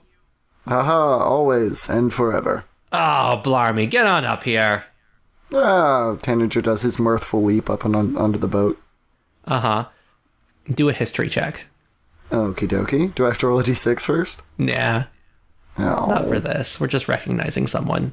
cool. That's going to be a 12. 12. You succeed. You recognize Jim Bob. He's in the guild. Oh, Jim Bob. Hello. Out on the boat today, I see. No adventures lined up? I'm always on the boat. I'm not a very good adventurer. You know. Neither am I, depending on who you ask. Ha ha ha ha ha. You could have fooled me. I get up behind Tanager, and I'm like, I hate to break up the Yuck Fest here, guys, but, like, TikTok, come on. I get something to do. Yeah. Okay. What are we doing? Just follow this globe until it starts pointing downward, and then we're gonna jump off the boat. And then if you could just hang out for like an hour. All right, sure. You proceed to sail out the boat. I'm not going to make you do survival checks because Jim Bob knows his way around the ocean. And you do get to a point about an hour out where the water seems to be a little darker and the sphere is pointing straight down. I jump off the boat. Me too. As does Tanager. The cloaks billow around you and form into gills. You have a swim speed of 60 feet per second, and you are able to breathe water. So it was canon that Tanager did not know how to swim previous to this because of his goat legs. So he finds this delightful. He's like, oh, is this what swimming is? I see why Aaron likes it so much. Yes, the cloak forms into fins that attach to your feet as well. You are an excellent swimmer now. All right. As you guys swim down about 100 feet below the surface, you start to see glimmering white walls, spiral towers. It has a very castle-like appearance, and you see tritons swimming all around. Cool. So from what I remember of the Sea Witch, she sucks. It's a standard Sea Witch deal. And I can't imagine her now ruling Atlantis is going to make her much nicer.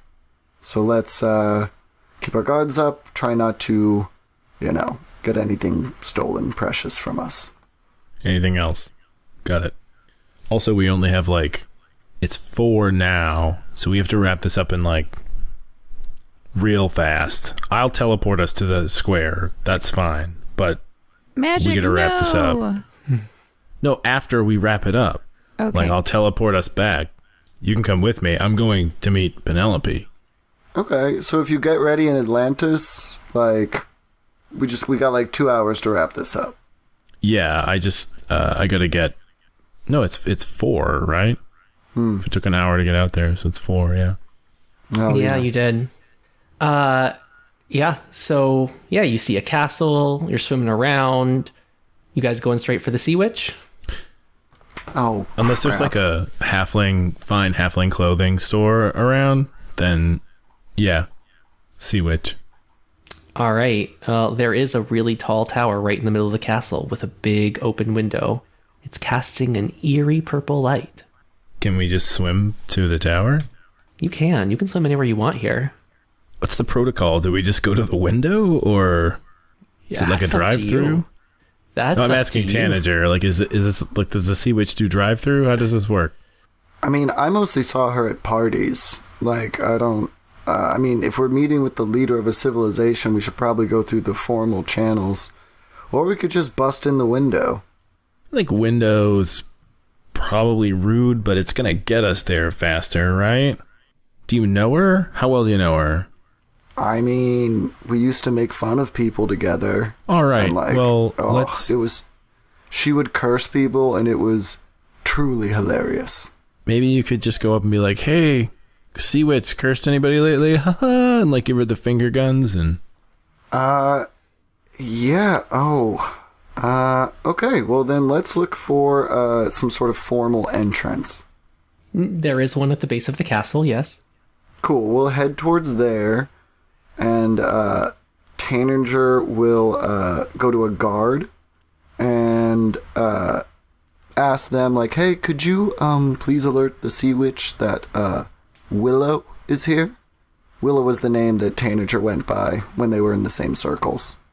Maybe. We don't just carry all messages to the Queen. Do you have documentation, an official summons, perhaps? Oh, man, I really don't want to risk casting a spell, but that would really speed things up. Yeah, you know what? I'm going to give it a shot. I would like to cast probably Suggestion. And be like, yeah, I have... Suggestion, be like, oh, yes, I lost it. Or no, I do have it. And that's fine. You don't need to worry about it. Does he roll a wisdom save on this? Yes, it must beat a 18, I believe. If your spell succeeds and doesn't blow you up or turn you into a plant. That's True. right, D6. So let's rock a... Oh, that's a 1. Perfect. He does not beat your DC, and he definitely believes that you absolutely have the papers that you need. He escorts you all the way up a spiral staircase towards a big wooden ironclad cast door. Gnarly. I look to the guard and say, would you like to announce us, or should I just go in? She doesn't like to be disturbed. You guys can just go in on your own. Awesome. And he walks in. Inside, you see Cecilia, the queen of the Tritons and the former Sea Witch. She is about 30 feet tall. She has the body of an eel and the upper torso of a woman with long gray hair. Ceci, it's Willow. It's been ages. How do you do? Oh my god, Willow, that's you? I know. If there's ever a poor unfortunate soul, this is it. Oh, yes, and your tail is looking magnificent. Mm-hmm. Definitely. You look like you've been eating very well. I've been eating well. My dear, you look like you're the one who's looking to get thinner and get the girl.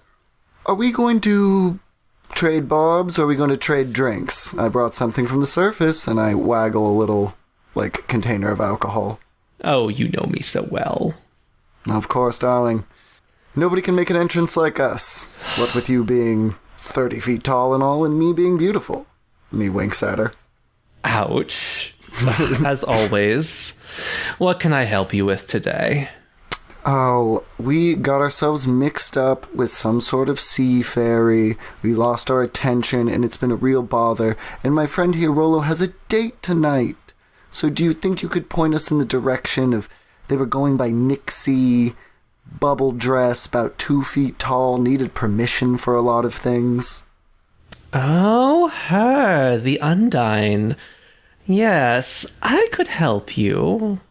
But you know how I am with deals. But of course. What is... I assume your friends are helping as well? She looks over at Pidge. My name's Olive. Pidge is the one who murdered the old king. Oops. She looks over at Olive. Tanager thinks about it and goes, no, this is a favor I'm doing for them, so I'll be the one saddling this debt. Well, it might be hard for one person to do alone. I do need a favor. So, I'll give you the information you seek in return for your help. My sisters, the sea hags, have been forced into sacrificing the children of Gardilu. There was an altercation. They might have slain the child of an ocean god. They thought it was just a regular whale, a whaling vessel, such is life. The mayor is trying to revivify the infant. However, they need to find the skull to get it. It's sunk down in their harbor, and, well, anytime my sea witches come close, they're getting killed. Can you go and find it for me and return it to the people of that village? Can we hear that again, DM? What the heck? Okay, wait.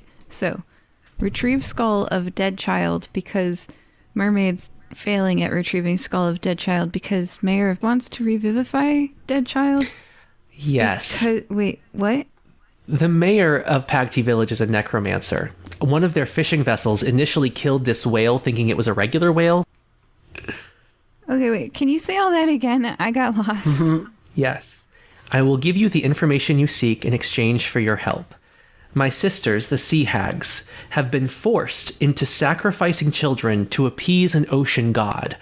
They're sacrificing the children because one of their fishing vessels accidentally killed the child of the ocean god, thinking that it was a regular whale. The mayor, Maisie, is a necromancer trying to revivify the child in order to appease the ocean god. They need to find the sunken skull in the bottom of the bay and return it to the people of the village. Excuse me, Miss Sea Witch. I have 2 questions. Yes?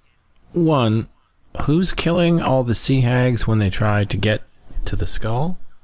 Well, that would be the people of Gardilu. I'm afraid my sisters look rather fearsome, and they just assume that they're trying to be marauders or something. All right. And could we maybe owe you this favor? Can we do it later? I'm not sure how this works. You deliver the favor and then you get the information. How far I'm away afraid is you this? have no credit here. Oh, it's very close, actually. All right, good. Do you have a seahorse we could ride? I can send you there immediately. Oh, excellent. Let's go. Gotta get this done. Chop, chop, guys. Are we all in agreement? And she produces a scroll and a quill. Tanager is. Yeah? Let's go. What does the scroll say exactly? I feel like after today we should probably read this before we just blindly sign it. Oh, there's lots of legalese. You are signing that you will definitely find the skull and return it to the people of Gardilu. That your lives are forfeit if you don't. Seems like pretty standard contract to me. Again, Tanager would like to, you guys, he'll send mentally, you guys can help, but let me be the one who's putting their life on the line for this one.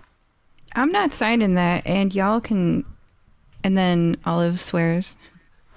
Yeah. Cool. So Tanager will sign and say, Sissy, please, a small condolence. I promise with my life. Or you know what? If I can't return this skull to you, I'll give you something more precious. I'll never drink a drop of alcohol again. Well, I don't want you to die, dear. Well, of course, this is a formality. My friends, they don't know how things work in these circles. Sometimes you gotta do deals. So, and he's doing this as he's signing the paper. Can I try to persuasion check her into thinking my name is enough? You don't need to. As soon as your pen lifts off of the paper, she lets out a cackle and a spray of bubbles engulfs all 3 of you. Oh, this sucks. They clean the bowl so you don't have to. On that note, I think this is an excellent time to take a break. Thank you for joining us today. We are joined by Rollo. Hey, everybody. Olive. Yeah. And Tanager. It's been a weird day. Yep. I know. And oh wait, Tanager, didn't you have something to say today? Well, funny enough, one of our beloved viewers, or listeners, left us a review on iTunes. So I will take the liberty. I know, Rollo, you have your date, but I really want to get this scroll off, make our listeners feel included. Otis the Zombie said, funny, D&D. This podcast is pretty funny and has a wide range of characters and personalities on each week. Like an extremely ethical crocodile person with a taste for blood. Sea a witch murderous blood. elephant. Come on, don't go sassy. She's my homegirl. A murderous elephant doctor, a very long-winded cat, a self-absorbed satyr, wonder who that is, and a host of other heroes. In quotations for some reason, must be a typo. The voice work is good, and the stories are fun, light-hearted, comical D&D. Listen in and join this band of lovable weirdos on their next adventure. That was beautiful. We are pretty thank you weird. so much. I spent half the day as a petunia, so that's fair. Leave us a review on iTunes and we'll read it on air. Yes, we will. Thanks, guys. See you soon. All right. We hope that you're enjoying this episode of the Fire Breathing Kittens podcast. Please leave us a review on iTunes.com. If you leave us a review, we'll read it on air. It's fun listening to the words of your review get read by the characters you know and love, so go to iTunes.com and leave us a review today. Can you think of someone who might enjoy this podcast? Please share it with them. Is their birthday coming up? A special anniversary? Would you like us to wish them a happy day on your behalf? You can arrange for us to read your shout-out on air at firebreathingkittenspodcast.com through our partnership with the website Buy Me a Coffee. Do you enjoy reading books? You can find paperbacks and ebooks based on our adventures on Amazon.com in the bookstore, Fire Breathing Kittens, that part's all one word, podcast. The authors do a great job of adapting the stories into fun novels. We also have official merchandise on redbubble.com. Imagine owning a notepad with the Fire Breathing Kitten logo on the front, or a t-shirt with one of your favorite characters. And lastly, I'd like to take a moment to sincerely thank all of you. We don't pay to advertise this show, so the only way we can grow is through the support of listeners like you. Thank you. Welcome back. Thank you for joining us after that break. Would someone like to sum up what's happened so far? I'll sum up. Okay. We were having sort of an average morning in the fire-breathing kitten halls, peeling ourselves off the floor drunk, when a pixie named Nixie came in. She was a 2-foot-tall floating humanoid with a bubble skirt, and she asked for our attention, which Tanager unfortunately gave her, and we are now ADD. And so we needed to figure out how to fix this problem. So what we decided to scry to see if we went to a person to help us scry so that we could get find this woman and get our attention back. On the way, I met a lovely dwarf named Penelope Ironfist, who I will be seeing later this evening at around 5:15. I don't know why I picked that time. Best time for a date. It was the best time for a date. I thought maybe we could go to the library or something. The Nickamoy Public Library. So do you like Or mysteries? chess club. Yeah, I kind of biffed that one. But other than that, it went really well. And so she and I will be meeting up this eve, which puts us on a bit of a time crunch. And we have now visited Tanager's ex-girlfriend, tree girlfriend. She was very nice, very attractive, but it was very uncomfortable for everyone. He is in debt to her, has to do a nice act. So that's tough. And let's see, what else happened? We went to find Atlantis. We went to Atlantis. Now we're in Atlantis. The sea witch has just teleported us somewhere, I think. In bubbles. Yes, she has. The bubbles clear, and you find yourself washing up on an unfamiliar shoreline. It seems to be a bay, there are fishing vessels out there, and some buildings off in the distance. Okay. Does anyone know locate object? No. Dang. Because we could either start combing the bottom of the harbor, just trying to find the skull, We could try to find someone to cast Locate Object, but then we'd need the body. Or we can try to figure out... We should have asked who put the skull in the harbor. But those are the options I see. I mean, isn't the problem that the villagers are going to attack us? No, they're attacking the hags.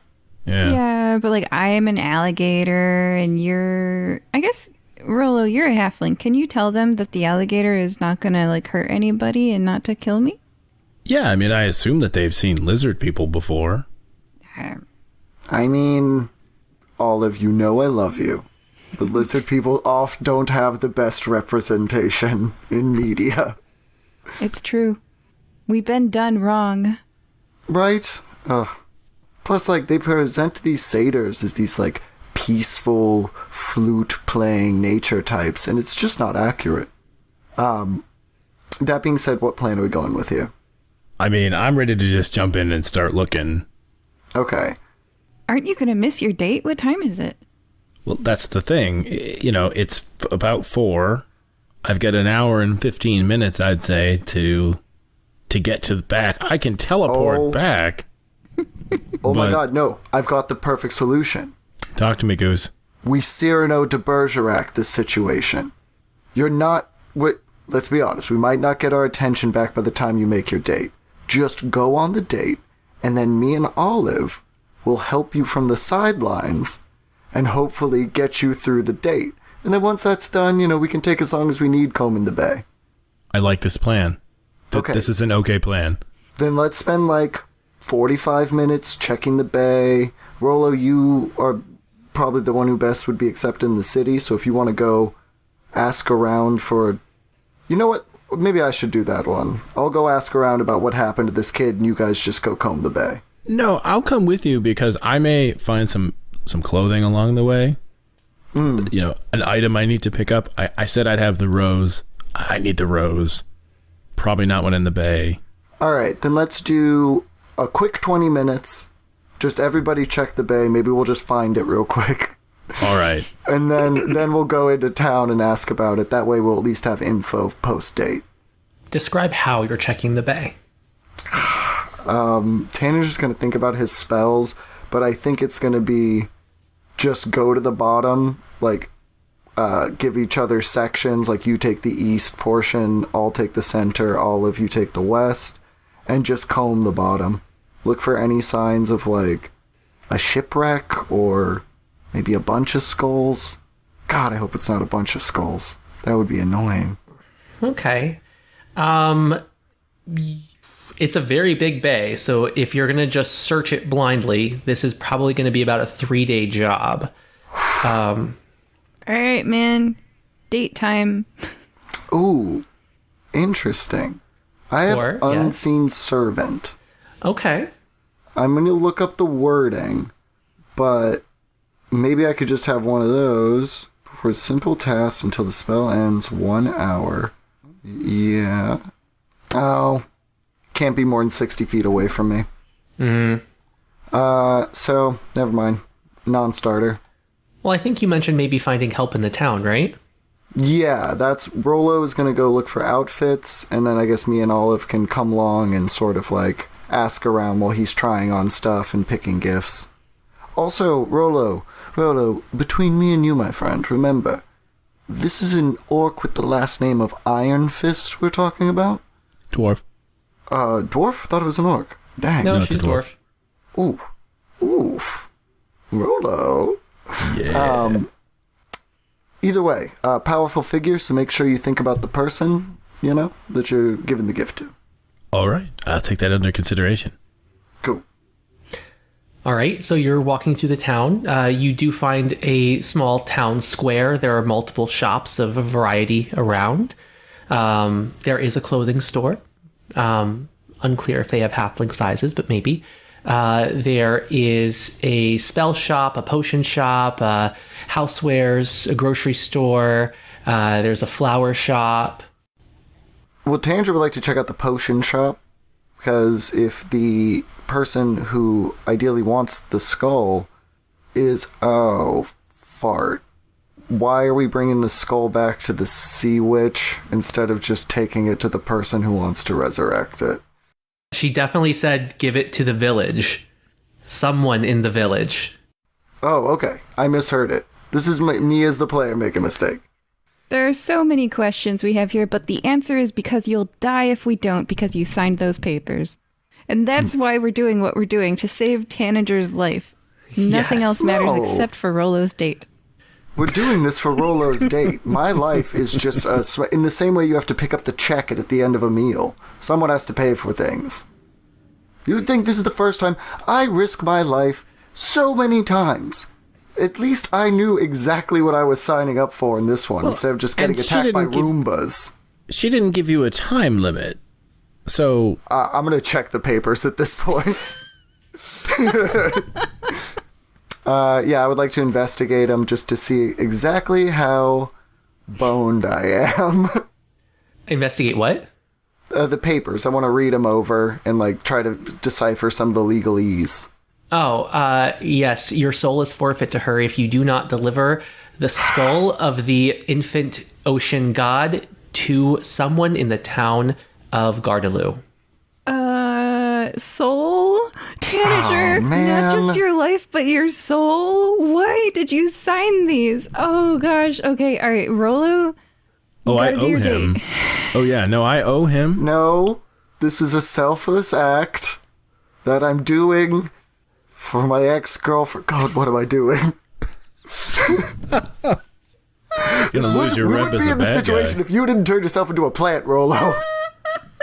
I was trying to help you. You were upset. I was trying to make them clap for you. Oh, this is why I don't do mind magic.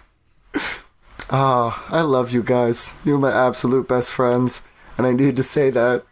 We might be your last friends, because you might die if we don't get this skull. Rollo, quick. Go to wherever you're going to go and then teleport back here. Can you do that? What would help you teleport better? Oh, no. I'm just going to get a flower, and then are we going to go together to my date? No. Yeah. I'm not. Oh, I figured we were going to do the adjacent booth with the newspapers and big mustaches thing. Because if he needs... The only way he can... he's really bad if he trips or gets disadvantaged. Or stares at her for minutes. I mean, that can be played off depending on the person that you're dating. Some people are into staring at them for minutes. Okay. I have that one-way telepathic feed. I can literally Cyrano de Bergerac him. Yeah, no, I grab onto you guys and I teleport us. Whoa. Oh. I would suggest doing it from a very romantic area, so we can all we can bump into you on the street as you're want to go someplace cool, and then, yeah. And then, wait, and then take her back here? I don't know. It's a harbor. It's tropical. Might be cool. I mean, is there a nice restaurant here? But I only can cast teleport once is the problem. Oh, well then I guess you're going to have to find someplace to take an 8-hour rest after your date. Hopefully I won't get any rest. No, that would be bad for the party. Please rest.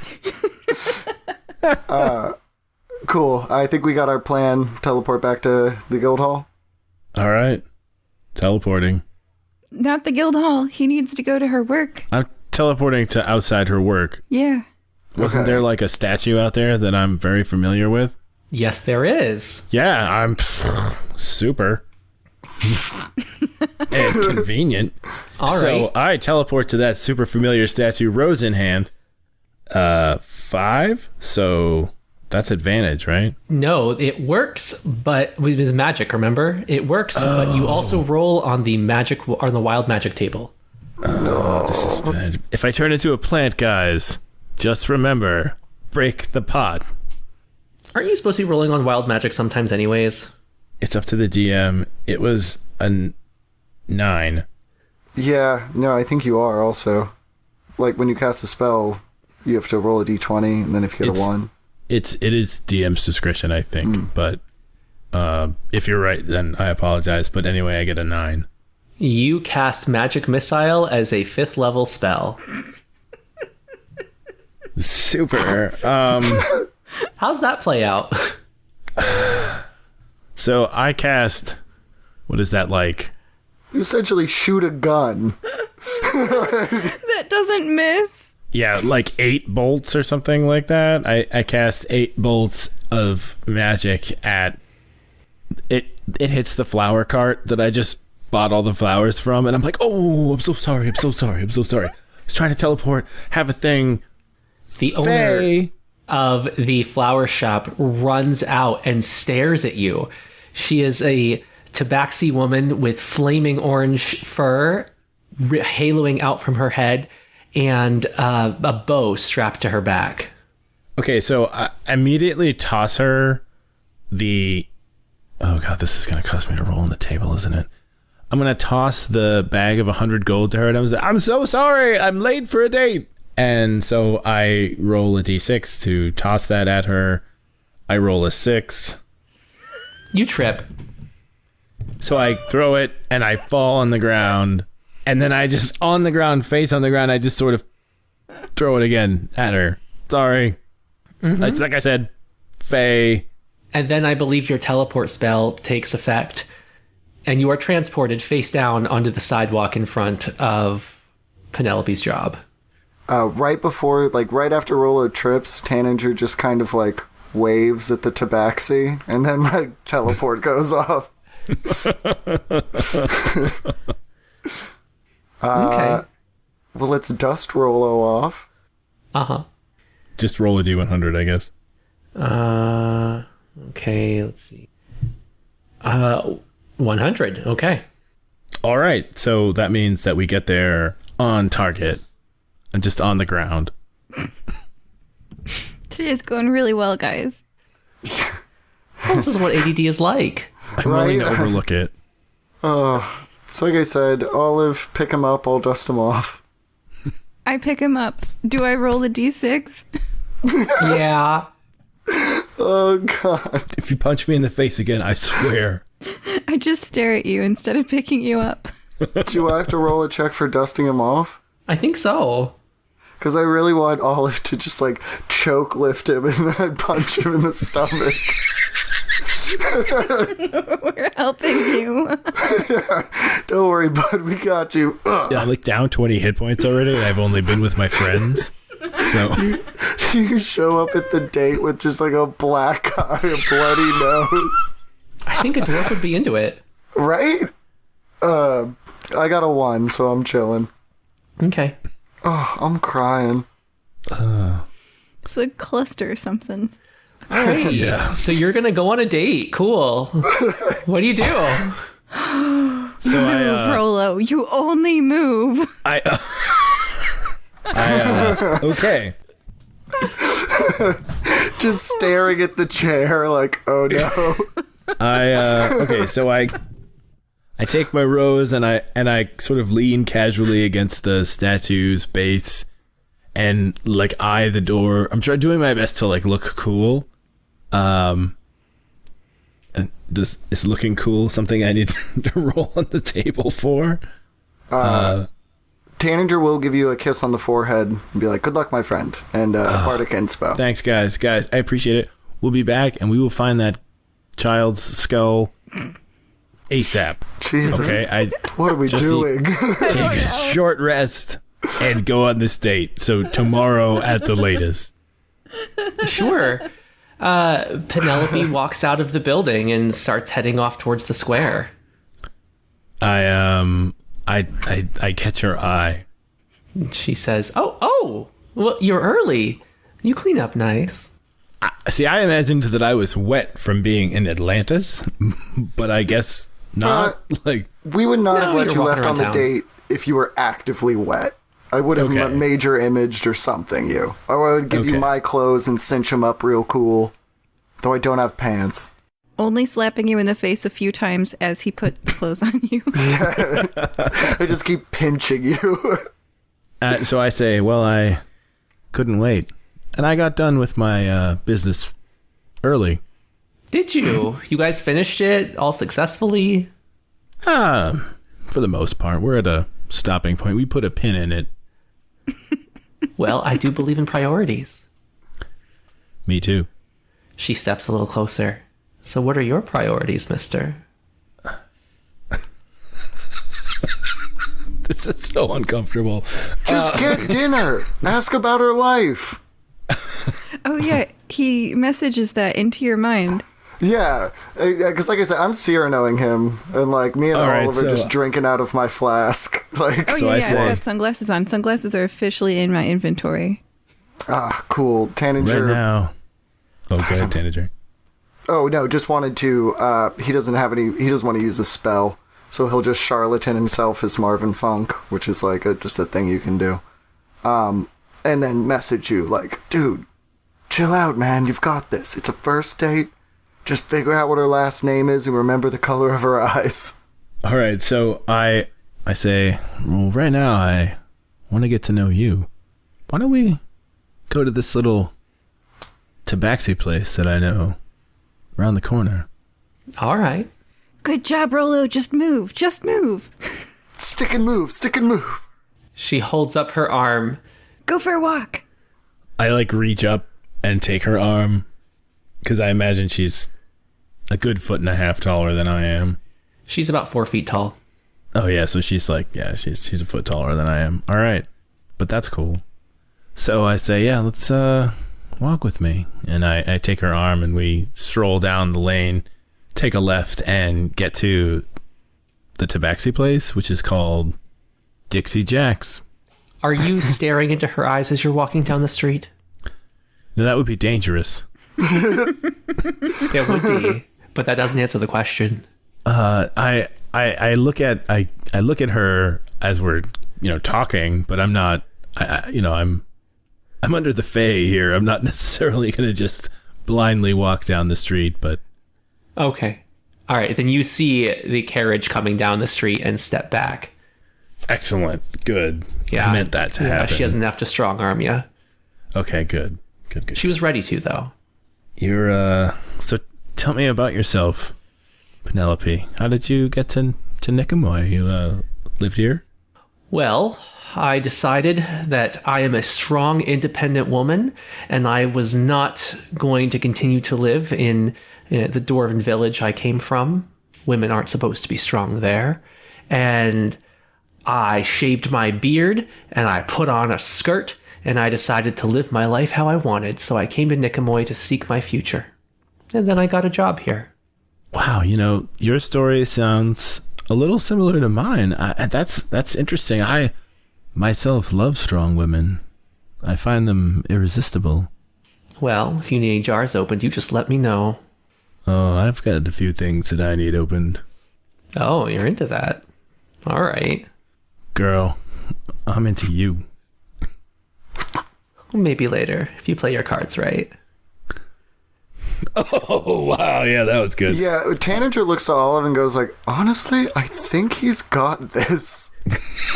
Like, you want to go call it an early night, go ask someone to feed us? Because you can't eat. Yes, please. Beans will feed you. No, not that. Curry, right? Curry got it It's too. the same thing. Oh no. This is why you need a second assistant. We're gonna die. You should have hired Jeffrey. I don't need God. to eat, but every 2 weeks I'm fine. Oh man. Tanager sips from a flask and willingly will just spill it all over his face. Like, He's I'll got a take drinking the L on problem. that one for comedic effect. Oh man. So should we, how did my date go? Oh, the date went swimmingly. You were much more shy than Penelope would normally expect. You were holding back, and eventually she just slaps her hand on your chest, gathers up your shirt, pulls you into a big kiss, and leads you back to her house for a night of somewhat pelvis-crushing snoo-snoo. So I totally imagine this, like she's carrying me in her arms like a baby, and I'm just like, oh yeah, and Yeah. I'm just into it. I'm like, death by the by body is snoo-snoo. willing, but the flesh is spongy and bruised. Yeah, she lays on the bed looking all innocent because she thinks that's what women are supposed to be like. But eventually she just gets impatient and she'll just grab you with these just monstrous muscular thighs and just squeeze you like a grapefruit. Oh, yeah. Put me in a headlock, babe. Rollo, she we does. have work tomorrow. Am I taking damage? No. No, you can feel the coiled strength in those muscles, but she's holding back. Oh. My safe word is blueberry pancakes. She acknowledges that because she thinks consent is important. Yeah, I do too. Enthusiastic consent. Crush Yes. me. Yep. Yeah, so that all happens. She has a great night. She makes you breakfast in the morning. It's awful. But yeah, the pancakes are like stone. Oh no, I like prestidigitate them into awesome. Okay, good. Your teeth might still break, but okay. Oh my. And then it's the next morning. All right, so did I rest enough Yeah. to gain hit points? We'll say that you did. Okay, long rest. Awesome. Okay. Okay, so I am skipping into the guild hall and I'm like, good I know. morning, friend. What's happening? Want to go find some baby parts today? Because I do. You feel 3.5 feet tall. Yeah, I do.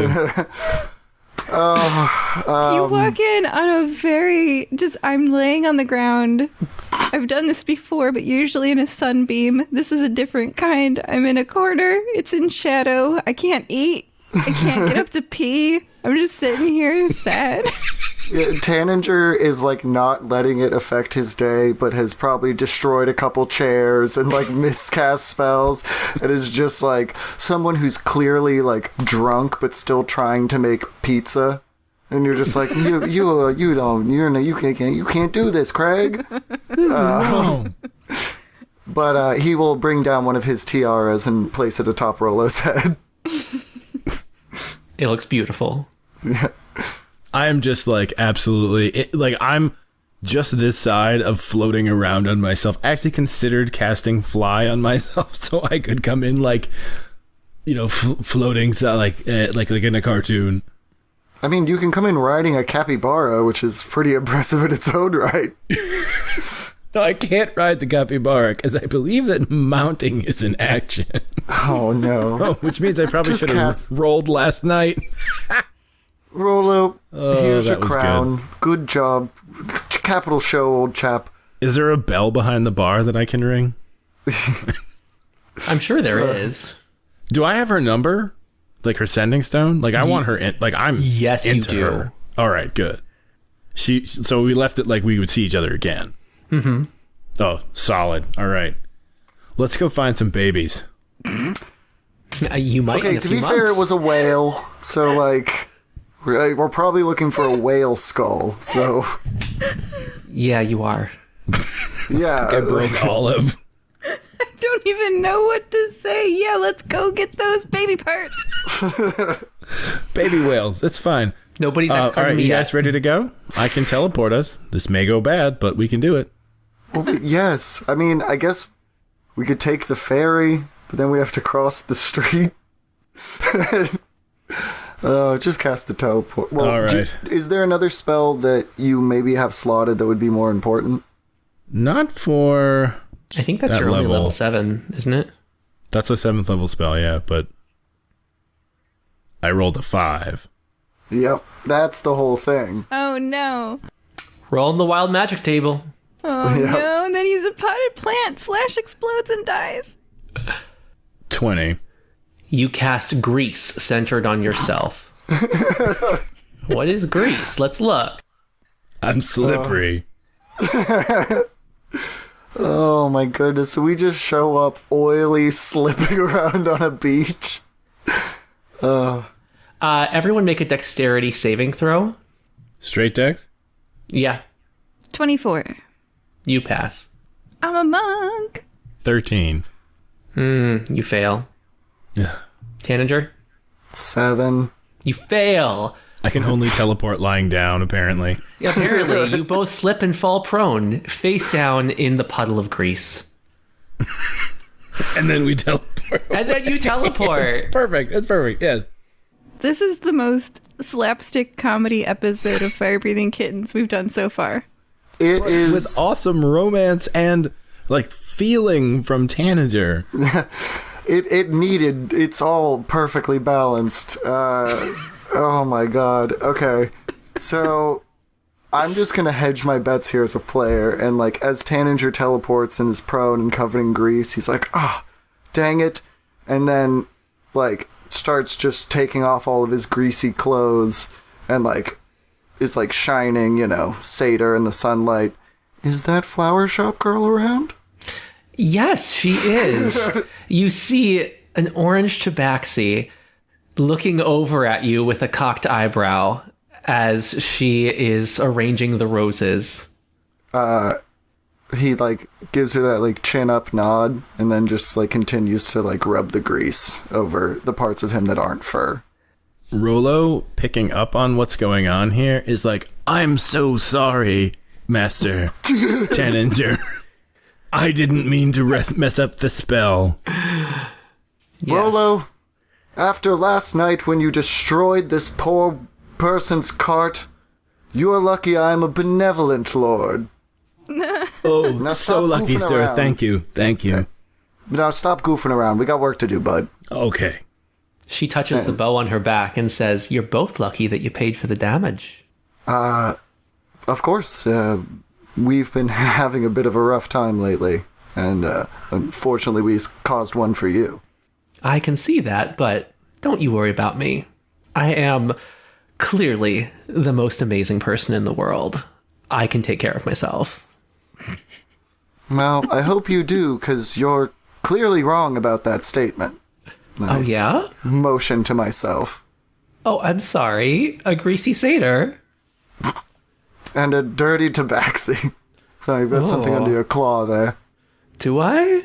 Maybe I should get it out on you. How about you finish your sift, clean yourself up, and when you're presentable, and maybe I've washed some of this grease off, we can meet back here and have a little tete-a-tete. Probably Keep at the grease. 5:15, right? 5:15, the best time for a date in the world. Keep the grease. I like you smelling like bacon. Regardless, I'm about to be closing up shop anyways. There's no customers anymore with all of this children sacrificing nonsense. What? Oh. These are my friends Olive and Rollo. He's not my servant. He's one of my closest allies. And that's Nacho. He's the capybara. Say hi, Nacho. Oh, he looks tasty. Funny enough, we're actually here to solve the whole sacrificing issue. Yeah, it's been a problem. I've been doing everything I can to keep the sea hags at bay, but a ranger can only do so much. Oh, you have class. The most class. I'm a bit of a, adventurer myself. A bit of a bard and a cleric and, like a fighter too. Not that kind of cleric, though. Jack of all trades. I know how to do a great many tricks. Are you a master of any of them? Absolutely not. So he like smiles and laughs and goes, but please, you have to close. We have to go find a skull. Wait, what? Yeah, we're going to go find that skull in the harbor. What skull in the harbor? There's like a skull in the harbor that somebody in the village needs. I got myself soul bonded to a sea witch, She looks over at Olive. Is he making sense?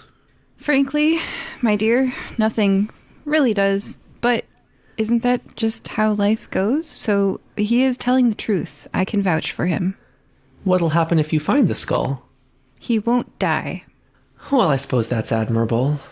Well, I suppose I better go with you and protect you from the sea hags. So about the sea hags, they were coming to help. Were they? Yeah, they're not good at communicating their needs and expressing themselves. So I'm an alligator and I'm incredibly terrifying and not at all good at convincing people not to kill people. But I'm going to try to explain to you. The sea hags were your friends. Jazz hands. But it's true, she is terrifying. Jazz hands. We aren't racist here. I'm a tabaxi. But they've already sacrificed 7 of our children. Oh, wait, maybe I'm wrong. They did also try to kill Tanager with the contract. You know, I'm on your side. Look, that's just the way Ceci plays. Tell me more about these sacrifices. Well, yes, several months ago, we don't understand why. The sea hags just started abducting our children from the village, approximately one every 2 weeks. We saw several of them being taken, but we were unable to stop them. We haven't been able to recover the children. I think we're all assuming they were drowned. You know, Tanager, does that sound like the Sea Witch to you? I mean, as I'm hearing this out loud again, why would the sea hags have to sacrifice children from this village for this village? Yeah, you know, yeah. I might have bungled this one a little bit. Maybe we should go see the necromancer? Well, I mean, if they knew that the leader of this town was a necromancer, and, like, they want us to bring the skull back so that they can resurrect their child, that kind of seems like something sea hags would want to happen. And I think we're being a bit of a pawn, so... I feel pawned, yeah. We absolutely have to get this kid back alive, because that's messed up, but... And you'll die. Well, whatever. I'm going to die anytime. Like I said, this is all part of adventuring. This is just a day at work for me. Olive punches you in the face. Roll a D6. Yeah, Rollo a Olive is gonna D6, try. please. There's a small chance I might succeed anyway. I do it with advantage. Oh, no. Are you trying to inflict damage? I am trying to inflict damage. I'm going to inflict non-lethal damage. I have a 30 to hit. 19 plus 11 is 30. And I attack twice without using a key point, so I'd like to also roll on that dice with advantage. That one's less impressive. It's just a 20. Do I hit you twice, Tanager? Did you roll on the D6 thing? Yes? I attacked twice with one action. Yeah. Oh, but you did roll. I didn't hear the first roll. I'm sorry. Yes, with advantage. Yes, I canonically just took all my clothes off, so my armor class is like 12. Yeah, so I hit you for 20 damage. Non-lethal. And I say, Tanager, you are not allowed to say that it's okay for you to die. Olive, I think you might be misunderstanding me, as he's like patting at his 2 punches. 1 punch he got. The second one is like, okay, you followed up with that one. I just really like it, and I haven't gotten to do it recently.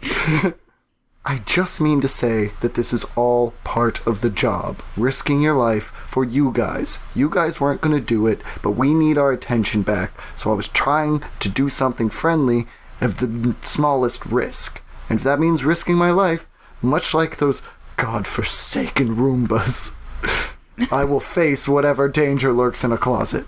Facing danger is fine, but you gotta come home safe, Tanager, because your friends need you. Like, it wouldn't be the same without you, bro. We're all friends. We're going to take care of each other. There's no way we don't succeed on this mission. We're the fire-breathing kittens. We're the gosh darn best. That's right. We're terrible people, and we're gonna go succeed. Everybody, hip hip. Hooray. Hooray! Okay. Tanager mirthful leaps. Yeah. Well, I'm glad you guys are done hurting each other, says Myrrh. I feel like maybe I should just give you a little bit of help there. Tanager, was it? Tanager Goodfellow. Ah, well, here, have a little boon. And she waves her hand, and a glowing ball of light comes out and sits over your head. You feel a healing warmth coming from it. Oh, you heal? Well, I'm a ranger. Healing Spirit's only a level 2 spell. Neat. And you see he kind of like blinks like, this is the first non-nerd healer I've ever met. Like, can healing be cool? You should get out more. Well, how about we get out into this harbor? I agree. Let's find this skull and maybe end this nightmare. We need to drum up business again. Can you, What's her name? Mer. Mer, how did the baby whale god die? The one whose skull is in the harbor. No one told us about a baby whale god. I mean, we have whaling vessels in the harbor all the time, but no one necessarily told us anything about killing a whale god. So you have killed whales? We kill whales all the time. You kill baby whales? Oh, well, I suppose. Even a baby whale is pretty big. You can get a lot of meat and whale oil off of them. The ivory. I think that aspect of the story might have been entirely fabricated by the sea hags. They just were sacrificing children. As a person who eats dogs, I can't judge this lady who eats whales. Olive shrugs like, hey, you gotta eat. So one of the things that you ate was, unfortunately, the child of a whale god. So it seems you unintentionally killed the wrong whale. Interesting. And this is why the sea hags are killing children? Yeah. I mean, hey, I kill lots of stuff myself. I eat dog all day, all night. But she eats a lot of dogs. The neighborhood association is so mad at us. So, but I wouldn't kill a pet dog. I would kill a stray dog, you know? So, like, you killed a pet. Do you just go to the pound and like adopt everything? Quote, adopt in quotes.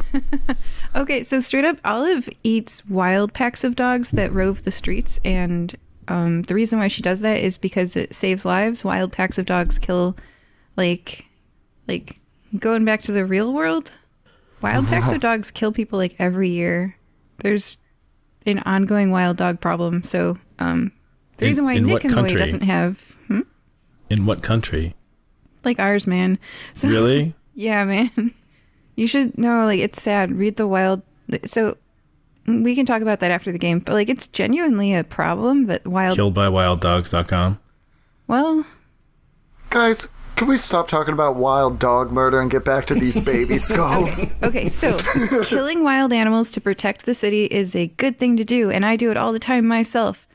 But you wouldn't want to kill someone's pet, right? No, of course not. Okay, so this was the child of an ocean god. So you killed the wrong whale, and now there's ocean vengeance upon you. Well, I will say we haven't had a wrathful god destroying the town, so maybe the sea hags are onto something, but still, it's not an ideal solution. No, yeah, they're also real messed up that they thought kidnapping a kid every 2 weeks would make up for it. I mean, you did say they were bad communicators. Yeah. That is true. So the solution is what? We all stop killing each other? That's probably for the best. And we revivify the dead ones? I think so. Okay. Oh gosh, darn it. This is what Olive spends all her money on. All right, let's go revivify some dead people, everybody. We're going to collect all the bones. That's our plan. Village dead children and whale dead children, and we'll revivify them all. Well, yeah, we can have Maisie do it if we can just find the skull. That makes sense, actually. Our town mayor is a very accomplished necromancer. I'm sure she could just do it. All right. Bone finding time. We'll have to find her, but that's for another... she's difficult to reach, just long waiting list, but that's fine. We'll do that later. Yeah, let's see if we can go find the skull. Do you guys know any ideas about where it might be? You know what would solve this in like 5 minutes out of game time is if we had the whole city troll the harbor. They basically weight their fishing nets and... Oh, yeah, we just flip it around. We go to Macy first, we go to the mayor first, and they're like, hey, we know where it is. It's in your harbor. Can you get the city to help? Yeah, and they've got fishing nets, they've got whaling gear, so they've got boats. Just like weight one side of the nets, put them down, and then like troll the bottom, catch everything, pull it up, and check for skull. We can absolutely do that. You can't find Maisie. She is very difficult to find. That might be another adventure. But well, we'll go to the fisherman then. Okay, sure. You approach one of the fishing vessels. You see that there's a crew on board. There seems to be a captainy person with a big hat standing at the helm. Wow, her hat is really big. Her hat is really, really big with feathers. Rollo, you're so good at talking to everybody. I'm gonna let you do this. All right, I've got this, guys. All right, so I hop up onto a crate, and I say, "May I have your attention, please?" We don't say that's that what here. got us into that. I just yell from the back, why? Excuse me, good people of... What's the name of the town again? Gardyloo. Excuse me, good people of Gardyloo. I am Rollo Specklebottom, and these are my friends Olive and Tanager. We are here to help your town. We know that there have been sea hags, killing your children once every 2 weeks and sacrificing them. We know why, and we want to stop it, but we need your help. Down in the bottom of the harbor here is a skull of a whale child. As weird as that sounds, that we need you to dredge up using your nets weighted on one side. My friend Olive can show you how to rig these. Yeah, I'm from the swamp. What do you say? Dredging! Dredging. And I roll persuasion. Yes, you do. Go ahead and roll and a d6 too. I got a 4. Ooh. Oh, wait, 4 on the d6? Okay, so go ahead with disadvantage. Okay, disadvantage. 17 with disadvantage. Okay. They're not buying it because they don't know you, but Myrrh speaks up and says, just do it. Thank you, cat lady. So, Olive, can you walk us through how you are helping them rig up these nets? Yeah. You tie weights into the bottom of the net, and then should I look up how this is actually done? I was looking up how many people were killed last year by wild dog packs, but Does Olive know how this is done? yeah, she totally does. Oh, because you're a crocodile. It's probably happened to you. Well, I live in swamp history. Yeah, so I can send a picture in the chat, or not. I can just describe it. But basically, it is towed along the bottom of the sea by a fishing boat. If they already are harvesting scallops, oysters, clams, crabs, or sea cucumber, then they might already have this equipment. I think they do. It's constructed by, you take steel chain and chain mesh, and that functions as a net. Any heavy duty, if they're killing whales, they probably have some metal nets. Whew. Get the whale killing nets, guys. We're going to do this. They do. Yeah. So they dredge along the bottom of the shore and pull up netful after netful of debris. They do after a while. One of them says, "Hey, I found something. It's alive." What the what? There's a Tanager- net and it's wiggling. What? What's in? Is it on the boat or is it still under the water? They pulled it up onto the boat. Cool. What's wriggling in it? Are you gonna open the net? Yeah. Tanner's been playing it risky today. You open the net and you see what looks like a teenage boy, but with ghostly pale skin, sea hag features, and unruly black hair hanging down in front of his eyes. It's a boy. Kind of. Yeah. Hi, guys. Why were you underwater? Who? Help me out here, guys. I'm a little bit flustered by this one. Hey, are you just YOLOing down there, or? Well, that's a Being long a hip story.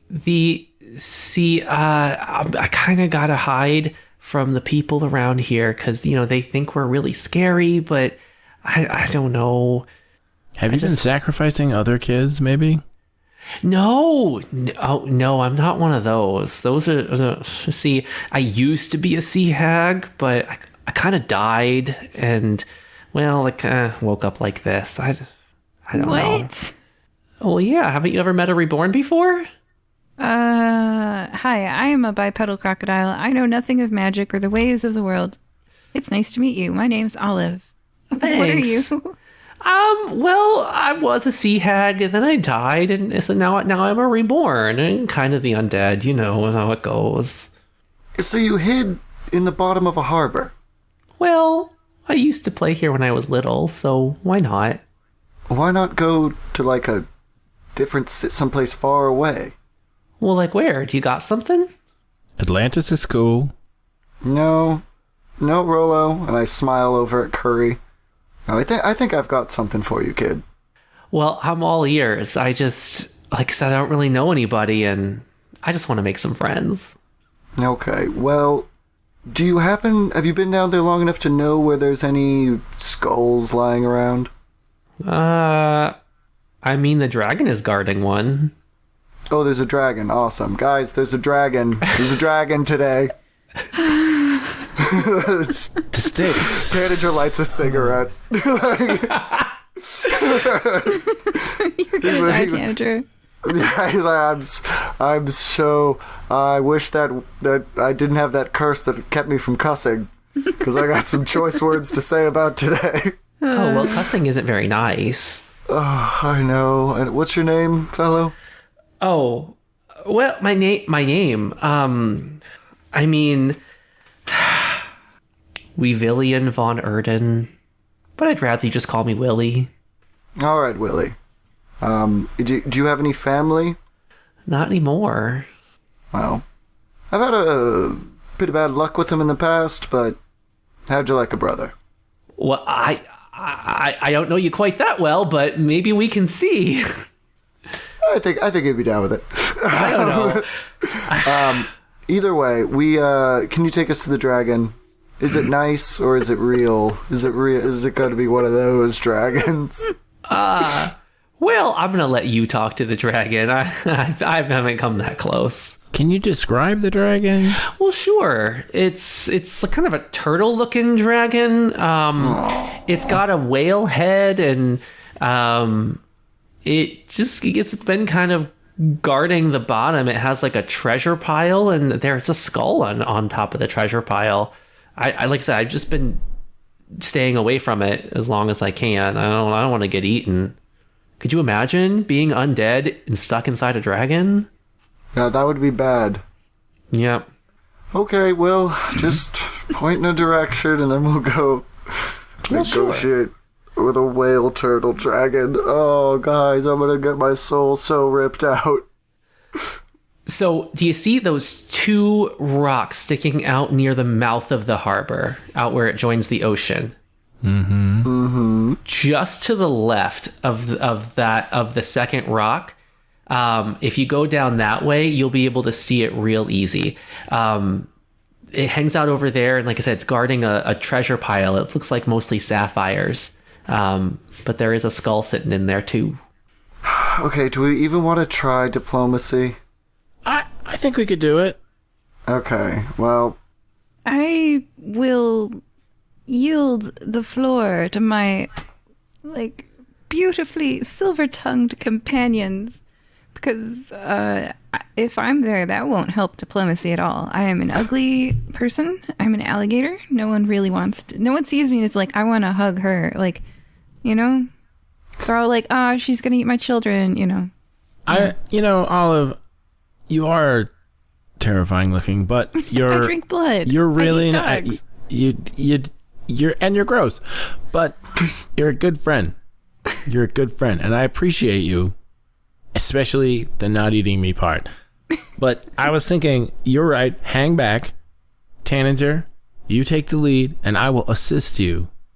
And I will run in there real fast if you need me to punch something, because I'm good at that. Yeah, you absolutely have to be there for that. Because I feel like this might go poorly. I'll be... You're going to be the muscle. 150 feet outside so that I can dash... well, won't you have swim speed? Step of the wind. I can... So, yeah, my swim speed is the same as my walking speed because I'm a lizard folk. And I have step of the wind. I can dash as a bonus action on my turn. I gain an extra movement for the turn, so I can go 110. My speed is 55, so I can go 110 feet, and that's just a dash. And then as a bonus action, I can dash again So that's 220 feet, I think. Right? Dash is a bonus action and dash is a regular action. Mm-hmm. So I can go 220 feet. So I'll be like 200 feet back, which is pretty far. And I'll be there in a jiffy. Good luck. All right, the signal is blueberry pancakes.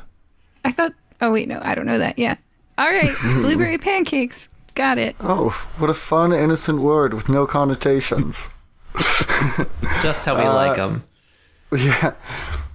So, Tanager will descend into the cave with Rollo at his side. I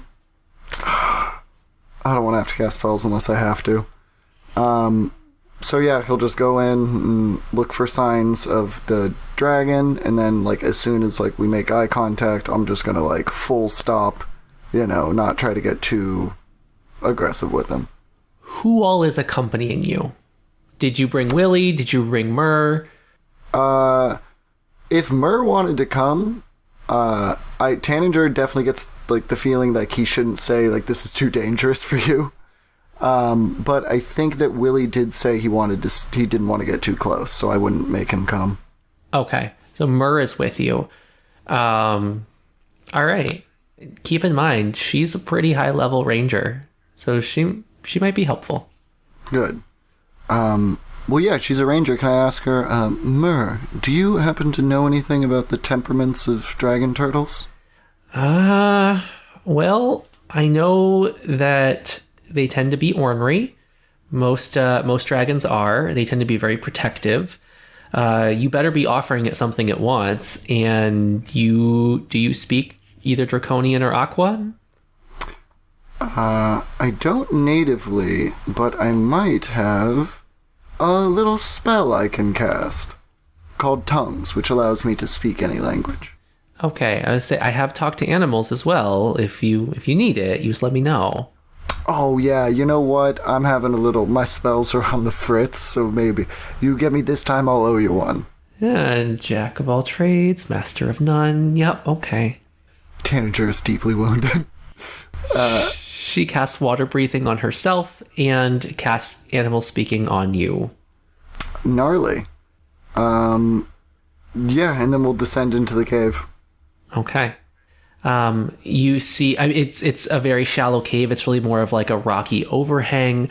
You see that there is, waving through the seaweed, some sparkling blue up ahead. As you part the seaweed, you see indeed a pile of sapphires with a bone white skull just laying on top of it. Sleeping off to the side is a dragon. Turtle body, whale head. Okay. Oh, it has a whale head. Yeah, there's something to that, but I haven't been able to exactly piece it together. Is it? Okay. Is it its baby? What is it? Que bono. Who benefits from us doing this? It has to be the hags. Well, either way, I have a spell I could use to try to really speed this up, but if it goes poorly, it absolutely goes to combat. Do we want to try to stealth and just nab it and go? But then if we do any sort of aggressive action, the spell won't work. What do you guys think? I'm outside. No. I mean, should we even be giving it to the sea hags? I mean, I kind of have to. Okay, no, I gotta do this, otherwise my whole soul thing. You guys keep forgetting as well. The sea hags did not ask you to give it to them. They asked you to give it to the town. No, I know that, but Okay. I have the sneaking suspicion that us giving it to the town will some way benefit the hags. But either way, I gotta do it, so... Maybe the turtle dragon is killing the hags? Maybe. I mean, I don't know. I don't know. I'm stumped on this one. Well, either way... Be nice and get the skull. All right, yeah. Be kind to someone today, Tanager. Bruh, I did that. That's why I signed the papers. Oh, But that was maybe not kindness. Oh, well, alright. I'm gonna This talk could to be this why dragon. you're a terrible person, because So kindness is when you help somebody out, like they've got their own problem and their own world going on, and you empathize with what they need and you help them fulfill their goals, and it doesn't really have anything to do with you. Hey, Cyrano de Bergerac, me. Yeah, you were kind to your friend. Now be kind to this stranger. Maybe this is a really nice dragon turtle. Whalehead. God. Okay, so I'm gonna come in and just knock on a cave wall, I guess, because it's sleeping. Who disturbs me? Tanager Goodfellow. And Rollo Specklebottom. My food doesn't normally walk right up. And it didn't. Because we're not food, we're here to make a deal, my friend. What could you possibly offer me?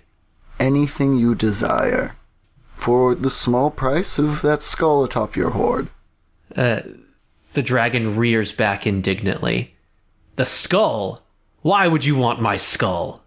Well, I've got a bit of a soul-trapping incident, and I need to take the skull from your hoard in order to get my soul back.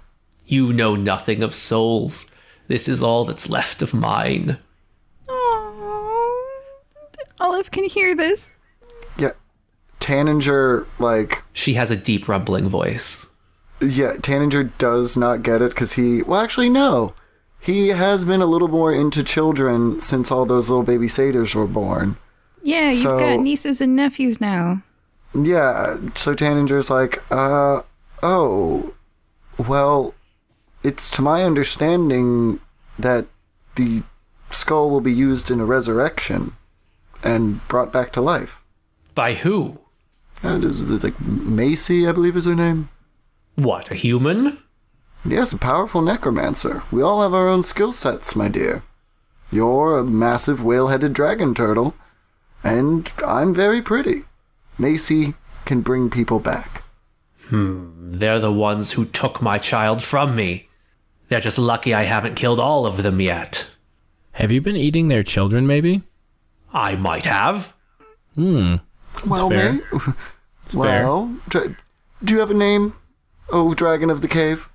I am older than names. I am older than the ocean itself. Okay, older than names.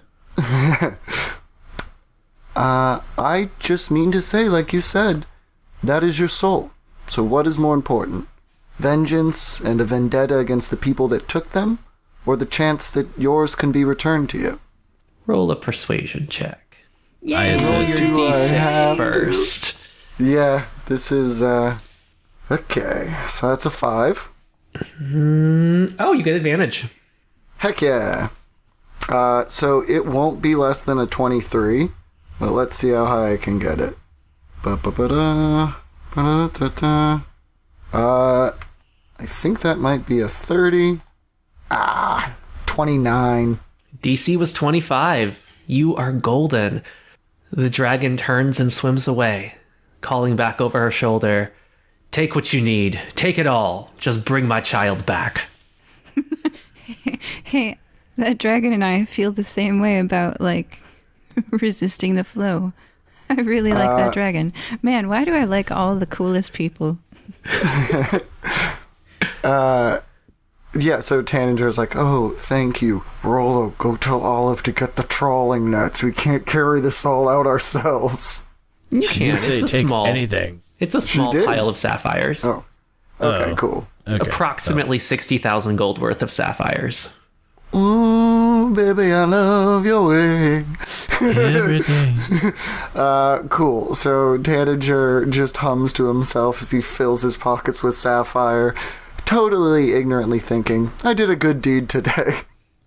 Yes, you I'm did. in for Completely one. selfless. I am picking one out for Penelope because I know dwarves like gems. So I am picking out some. I'm looking for a real good one and a big one too. Oh yeah, equal shares, of course. But All right. yeah, and then we'll get the skull and get to step Skedaddle. in. Yeah. As you pick up the skull, please do a perception check.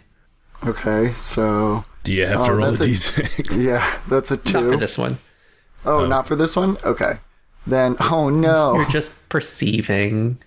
Well, of course Tanager can't see past himself and gets an 8. Okay. Nothing happens. Continue. Sapphire's getting my soul back, Sapphire. Yeah, we exit the cave with the skull in tow. And, well, I guess actually as we're walking out, I go, Myrrh, you're from the harbor, right? Yes. Well, here you go. And I hand her the skull. All right, well, Yes.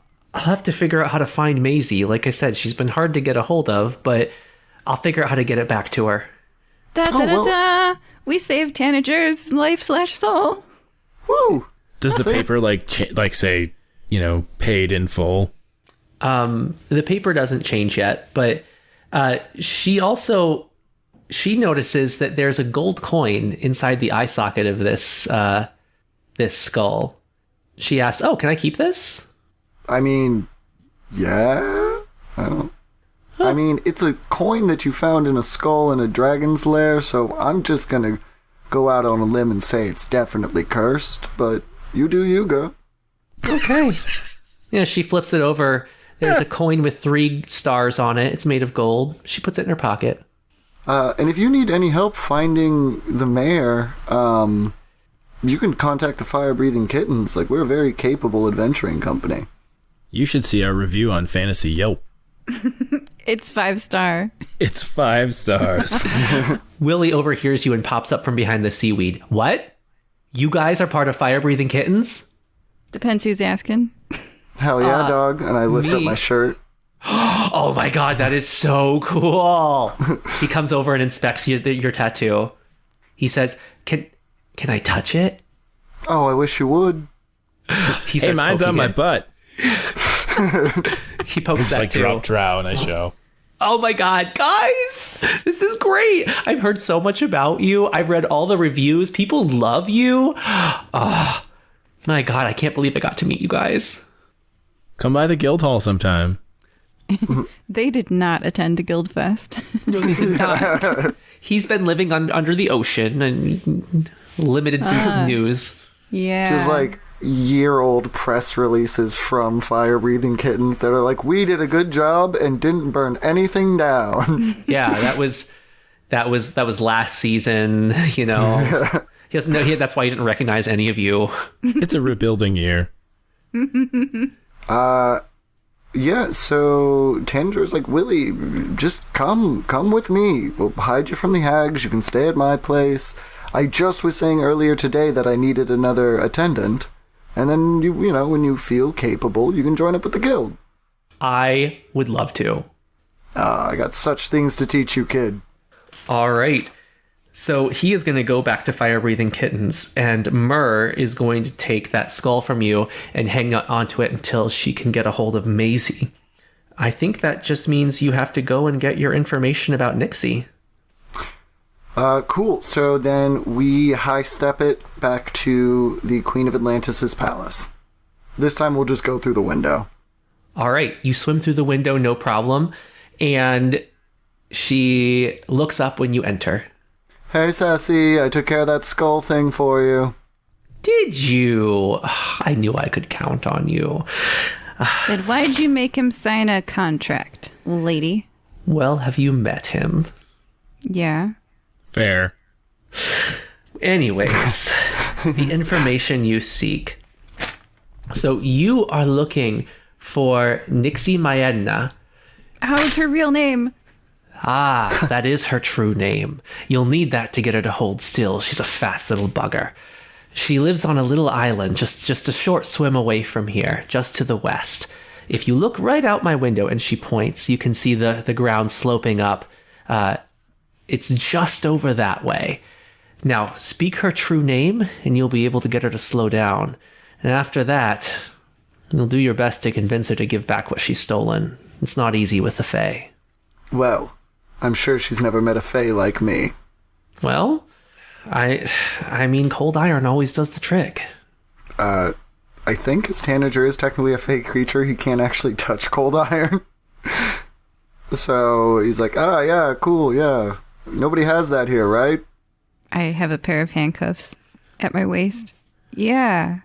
No, yeah.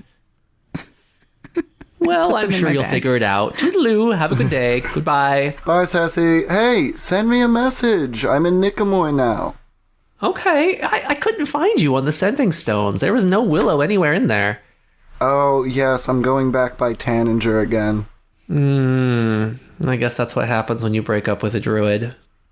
Okay, Sassy, gotta see you later. Have a wonderful night. All right. My best frenemy.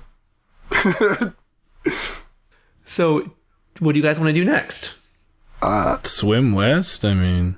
I still haven't gotten a chance to punch anything, and I think it should be my Edna.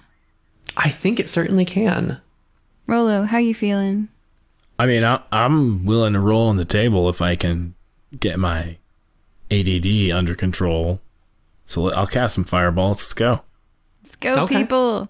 Let's go. All right. You walk up onto the beach. It's a very small island. It's only 50 feet across. And you see Nixie bouncing around on the beach. All right. I immediately become nonviolent because she's adorable. You are so wishy-washy, Olive. We should make friends. I'm calling you Waffles something. from now on. Yeah. She's too cute. I can't. Waffles, say her name. Would it help if I cast a major image to make her look ugly? Nixie, my Edna, I say, as if scolding a bad dog. She freezes and slowly turns her head to look over her shoulder. Okay, so she's super cute. So I'm not like mean to her, but I stomp my foot and cross my arms and say, "What did you do, Nixie, my Edna?"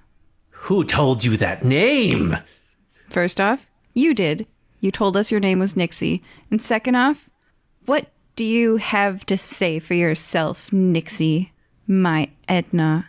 I did nothing without permission. I do the little brother thing with Rollo where we're like, ooh, Nixie my ass is in trouble. Oh, man. It's not really permission if people don't understand what you're going to do to them. I say, unfortunately, teaching Rollo and Tanager and everybody here a lesson about consent that they can use later. I say, you have to explain what you're going to do and have them really understand what the consequences are, or they can't actually consent. That's not consent to, like saying, for example, when I fed you bacon, that was dog bacon. So I apologize. I don't think you know many Fae, do you? We can't help it if some people are stupid, as she looks at Tanager. Okay. She's getting fast friends. I know charm spells, like, they have advantage, or is it advantage or immunity? I believe it's immunity. Okay, because I have it as well. Wait. I have so many things on my sheet. No, I can't find it. Okay, well, even then, if I knew it would be, they would be immune to it, I wouldn't have done it. Because, I'm Fae too. So I knew it would not work. So I'm just like, okay, Nixie, give us our freaking attention back. Nope, no can do. It's mine.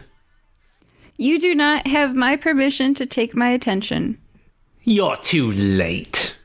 Nixie, maybe we could work out a deal. I mean, is there anything that you need? Anything you're interested in? Something we could get for you that's cooler than our attention? Because, I mean, I only had a tiny bit. Tanager too. I need the attention to live. Then why don't you just become an actress? You're adorable. Yeah. Go sing a song, and then you don't have to steal attention. People will pay you money to look at you and hear you talk. That's how I live. Put your hair up in like a side ponytail, have a bunch of stars behind you on the stage. We can call you like Nini. Are we attempting to bypass combat with a persuasion check? She needs attention to live. I'm not going to beat it out of her. What the heck? DM, I'm not evil. Okay. I don't know. You tell you want to punch something. You're bypassing 2 combats. I don't know what to tell you. You gave me this adorable toddler. It's not happening. She's a Fae. She only looks adorable. She's chaotic evil. Yeah, I mean, that's great for an actress. Okay. Tanager is starting to get his feelings hurt because Olive had no problem punching him earlier. So he's like, am I not as cute as her? If my friends say that they're okay with dying, I punch them. Straight up. So I recently learned all about what it takes to become an actress in Nicomoy because I was helping my friend, Malethia, the giant snake woman. She's a 20-foot-long snake lady, and now she's a famous actress in Nicomoy. So why don't you just also become a famous actress? You guys could be like the dueling divas. Nixie versus Malethia in 2 opposing lead roles. Roll a persuasion check. Oh, gosh, no. And your D6. I assist in your persuasion check. I stare deeply into her eyes as I say, with an 8. With an 8. That was at advantage? Yeah. I have a -1 in persuasion. Okay. I'm sorry. With an 8, she is not looking convinced. She does not trust you. And she gestures and a watery whip and scimitar spring to her hands. I tried. We're rolling for initiative. Yes, that's roll for initiative. Great. I think the move is grapple handcuffs, Olive. Okay. My initiative was 14. Okay. 18. 1 second. 17. Yeah, Tanager, let's incapacitate her. Okay. Oh, you know what we could do? We could take her back to the Sea Witch. Sure, she could mess with her. All right, Rollo, you're up first. All right, so I guess I'm going to cast a spell. So I'm going to roll on my D6 here. And it's a 3. Mm-hmm. Which is... You stare off into space. I'm sorry, your turn is void. Okay. Do I burn the slot, or... You don't burn a spell slot.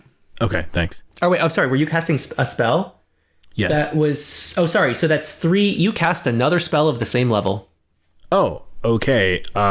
So 1, 2, 3. Randomly including that spell or not including that spell? Not including that spell. Okay, so I will skip that one in the count and roll a d8 for my spells. I roll a 7, so that's... Why I cast Wall of Fire on her. Okay. And it does 21 fire damage to her. Does she have... Is there a to hit to this? Or no? I don't think that spell has one. I think it's a reflex saving throw. It's a Dex 17 saving throw, but she's going to take damage anyway. She's going to take 5d8. Dex saving throw. She has a +7. Oh, only a 10. Okay, so she's going to take 21. 21, all right. And there is a wall that is, bisecting. It's in front of her, just in front of her. Perfect. Anything else on your turn? No. All right, Tanager, you're up. I will be casting... I'm going to move up so I'm in melee range. And then cast Inflict Wounds at a 5th level. So I got to make a melee spell attack. Well, roll your d6 first. Oh, yeah, that's right. That's a 5. So that's wild magic, right? Yep. And I got a 11. All right. 11 is your to hit? Yeah. Okay, that no, does 11 not... was wild magic. Oh, 11 was what I got on the wild magic. Oh, sorry. I haven't rolled my to hit. Roll a d10. Your height changes by a number of inches equal to the roll. If the roll is odd, you shrink. If the roll is even, you grow. And you guys should be more careful. One of them is instant character death. I mean, I'm a spellcaster. Like, there's only so much I can do. Yeah. I live with this every day. I'm a wild magic sorcerer.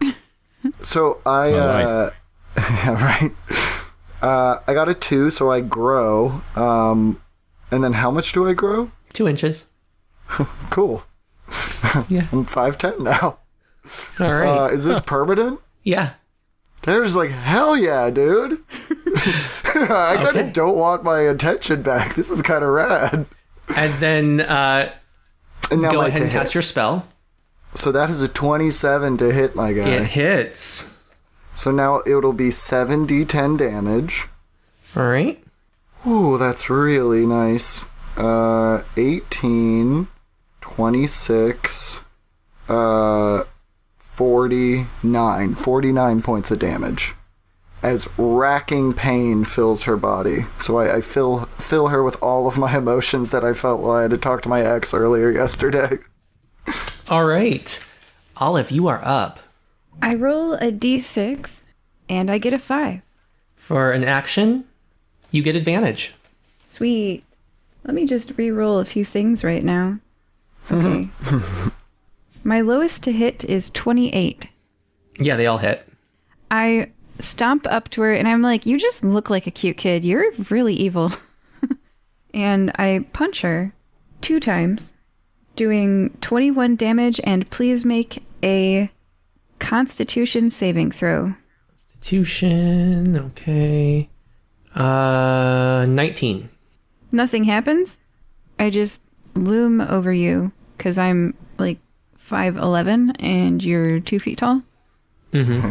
Yep. Okay. That ends my turn. It is now her turn.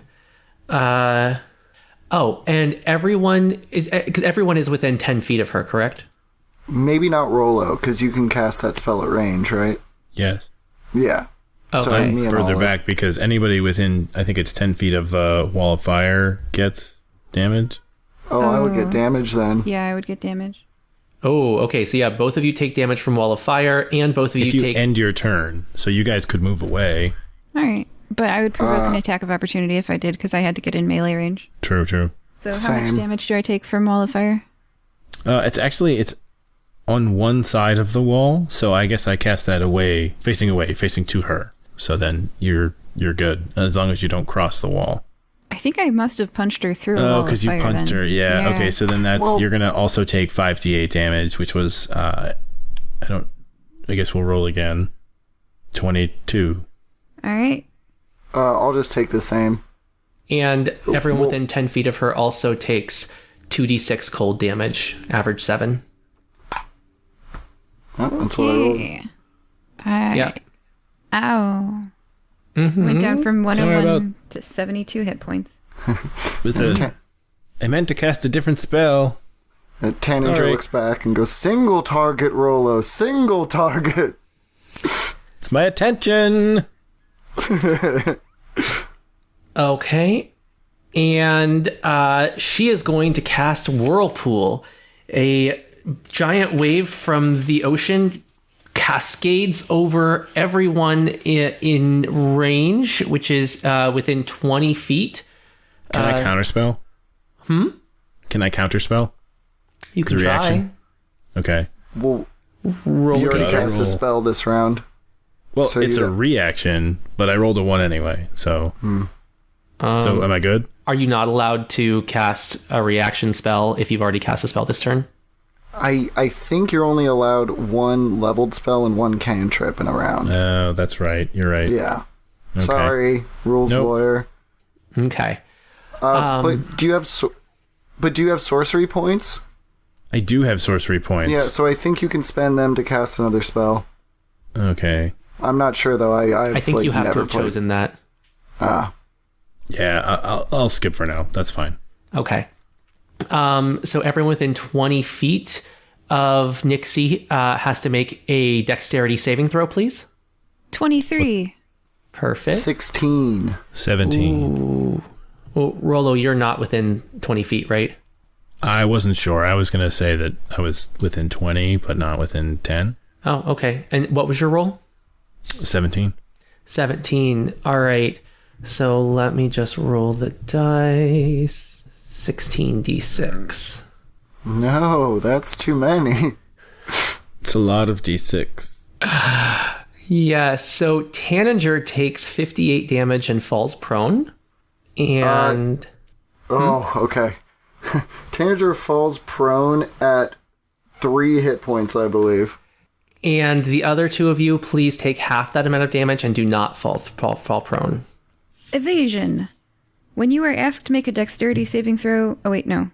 Yeah, and you take only half damage. You instead take no damage if you succeed on the saving throw and only half damage if you fail. So I take no damage, right? I think so, yeah. Yeah. Monks. But Rollo, you're still taking like 27 damage? Yep. Okay. Okay. Perfect. Tanager is looking rough. But that is the end of her turn. It is Rollo's turn. All right. I'm going to save my counterspell, so I'm going to cast a cantrip instead. And I'm going to go with Firebolt, because I'm hoping she has immunity. Or vulnerability. So let's see. That is... Oh, I forgot to roll. She does not, but okay. 6. Well, I thought she was cold. Rolled a 4 on the D6. Okay, so that is you cast a different spell of the same level. Okay, a different cantrip. Yep. That's fine. 6. I cast Light. Okay. It's awesome. Right at her. Very good. Anything else you want to do? No, I'm ready. I'm just hanging on. Ready to counterspell. All right, Tanager. Tanager is running away, using his Fey touched ability to cast Misty Step, so I'm just going 30 feet away from her. Mm-hmm. And then as my action, because that's a bonus action, I'm going to use my class ability Invoke Duplicity, and summon a duplicate of me that I can cast spells from, basically where I was standing before. Okay. Oh no, I can't cast 2 spells. Okay. That's it. Okay. Did you roll your d6 for duplicity? Oh, dang. I need to do it for Misty Step, not Duplicity. Okay. It was a 2. And that's a spell? Yeah. All right, it proceeds normally. Cool. And then I need to... Well, actually, no, I do need to do... Because it's an action. So my action for Invoke Duplicity got a 2. Oh, you do not invoke duplicity. You attack a random object. So roll a d4. 3? And this is after I've Misty Step 30 feet away. Oh. You don't have any ranged weapons? I don't have a bonus action to draw it. Okay. Well, then you punch the ground. Yeah, I kick a rock or something. I stomp a shell. Okay. Next up is Olive. So I was reading the rules errata on Counterspell, and I think you can cast it because it's a reaction. So there's an example on flutesloot.com. It's got an example where a person's casting a fireball, someone else casts Counterspell on them, and they can, using a prepared reaction... Oh, that's right. Counterspell the counterspell. So you can cast Counterspell, just to let you know. Okay, anyway, going back to what Olive is doing. Does a 30 hit you, evil fairy? Does a 19 hit you, evil fairy? I have to check that one. DC is 18. Or AC. Okay, take 22 damage, and then please make a Constitution saving throw. Okay, Constitution. If you're taking requests, don't make the Constitution saving throw. Fail it. Fail the Constitution saving throw. Oh, crap. Sorry, but she rolled a 14 and has a +6. I believe she succeed. Passes. All right. Nixie's turn. She is going to come after Olive here. Does she move out of the wall of fire? I forgot to roll a d6 for my turn. I'd random attack, which I guess is just I hit her, because she's the only thing near me. I'll give it to you. All right. Whew, I'm glad I moved. Okay. You would have killed me. She is going to come towards you, and she is going to do her double attack, strike once with her scimitar and once with her water whip. They are both a +12 to hit. So let me roll the to hits first. Well, the one was a natural 20, and then the other is 7 + 12. Does a 19 hit you? No. Okay, so just the one hit. And it is 2d6 + 7, so 4d6 + 7. She hits you for 19 damage. I go down from 72 to 53 hit points. And that is the end of her turn. Rollo, you are up. All right, she's made me mad. And I don't like it when she hurts my friends, so I'm going to go ahead and cast Fireball. I'm going to roll a 5, unfortunately, on that. Yep. What's your wild magic? 71. Okay. You gain resistance to all damage for the next minute. Sweet. And then I'm going to do 8d6 damage to her, which is 33. She gets a Dex 17 saving throw for half. She fails it. All right, 33.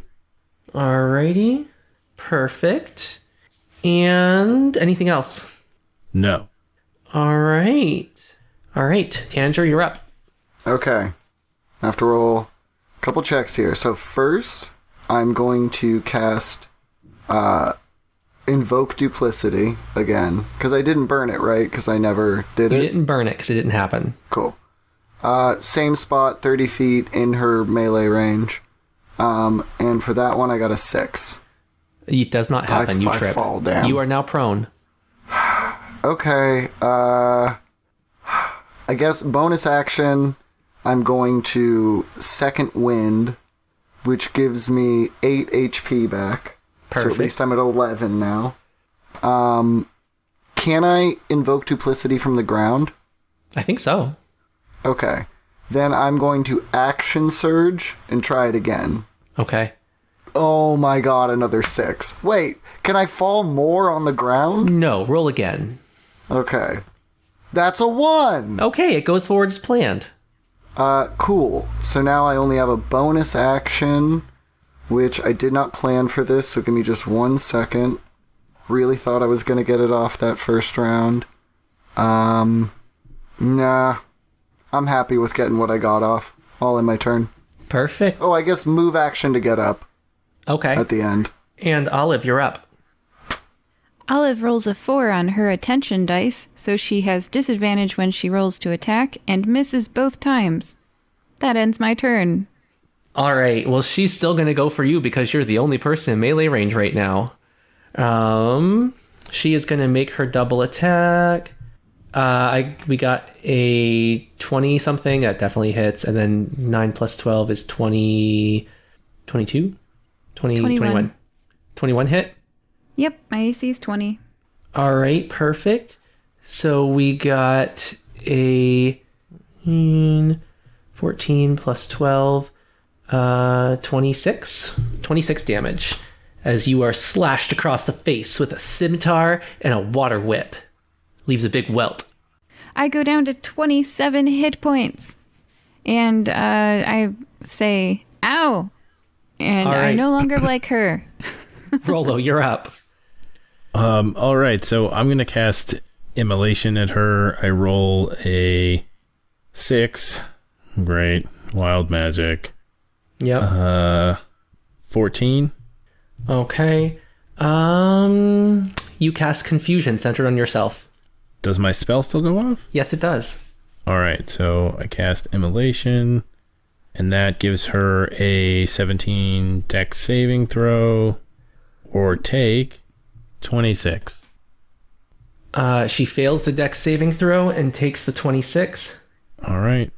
He has 8 HP left. I have no idea what's happening, but I'm like, she's on fire.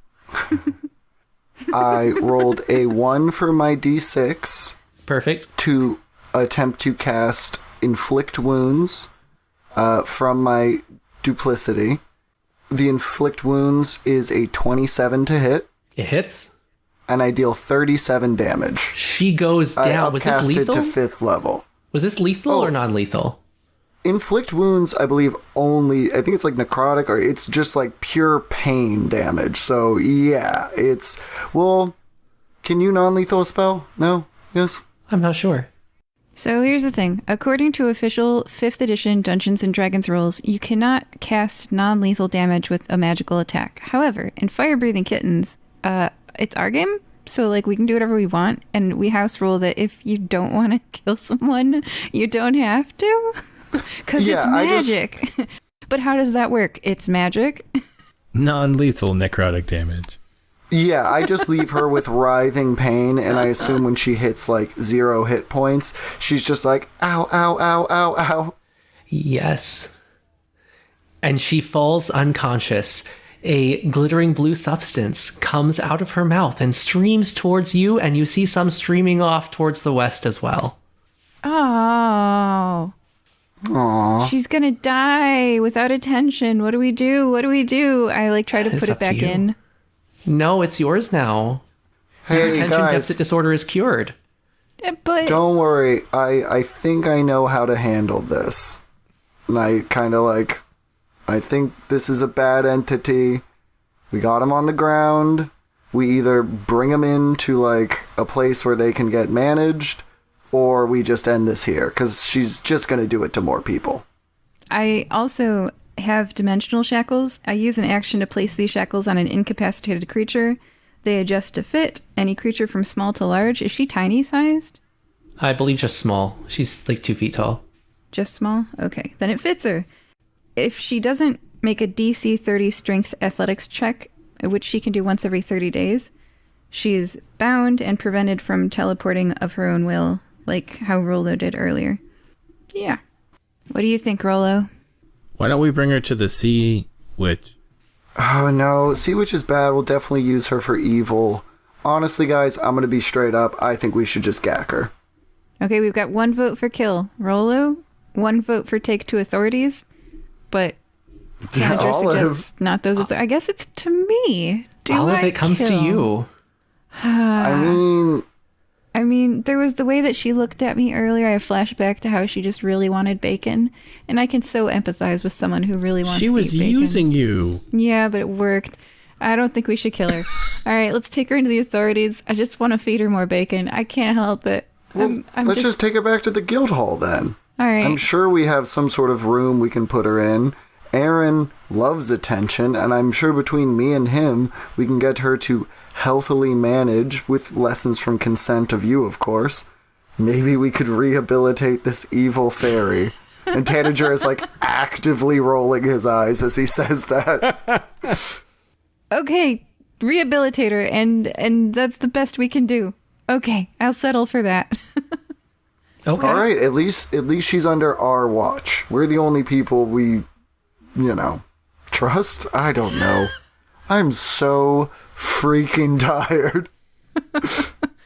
Okay, we take her back to the guild hall, and she can't work magic because we're gonna go buy an item that makes sure she doesn't right now. Okay. Perfect.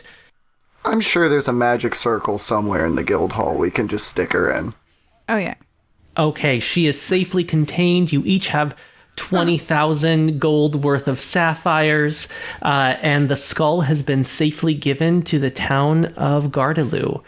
I think that concludes our adventure today, unless there's anything that anyone really wants to do. Just real quick, exchange sending zone info with Mur.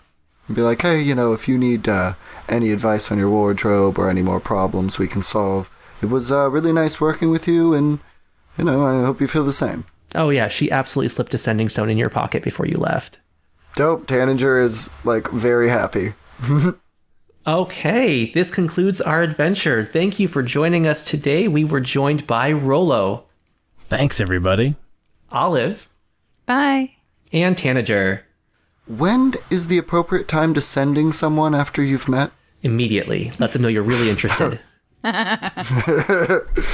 5:15. His favorite time. That's when I'd call. Wow. So, hi, I'm Dennis Kwan, and I'm the host of The Hobbyist. So, being someone who's into quite a lot of things, I've always been a space cadet when it comes to hobbies, and that sparked the curiosity in me to know what kind of hobby people on the internet dabbled in. Is it a joy for me to learn about the stories behind their hobbies?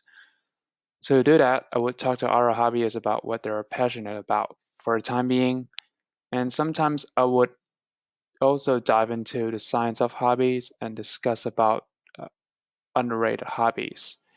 So if you're interested in becoming my guest, do visit the link in the description, and I appreciate every kind of support that I get from you all. So thanks, fire-breathing kittens, for having me on the show, and I hope you guys have a great day, and peace out. You're listening to What We Binge, except this is an ad. We watch a lot of different kinds of TV and movies. And if you want our take, listen to us at What We Binge, or just What We Binge. yep. Or if you just We like talk that, about that background movies. sound. Yeah. We talk about TV shows, all Yeah. that stuff. Yeah. What We Binge. Listen to us on Spotify, Google Podcasts, And Apple Podcast and Google Podcast. Are you in the mood for a good laugh? Or maybe a good scream? How about some childlike wonder? Or a thought-provoking mystery? Then get your ears ready for a treat, because the Mutual Audio Drama Network presents shows every day for your enjoyment. Each day is a different genre featuring the talents of a huge pool of audio drama masters. Oh, and some clever comedy creators as well. Subscribe to the Mutual feed and get them all, or choose the genres you really love. You'll find the Mutual Audio Network at all your favorite places like Apple Podcasts, Spotify, iHeartRadio, Stitcher, Google Podcasts, Earbuddies, Podcastorama, Casting Call, Codcast, and wherever quality shows are found. Okay, I made a few of those up. Or simply go online to mutualaudionetwork.com. And of course, it's all free. The Mutual Audio Drama Network. Listen and imagine together. Maintaining social distancing, of course.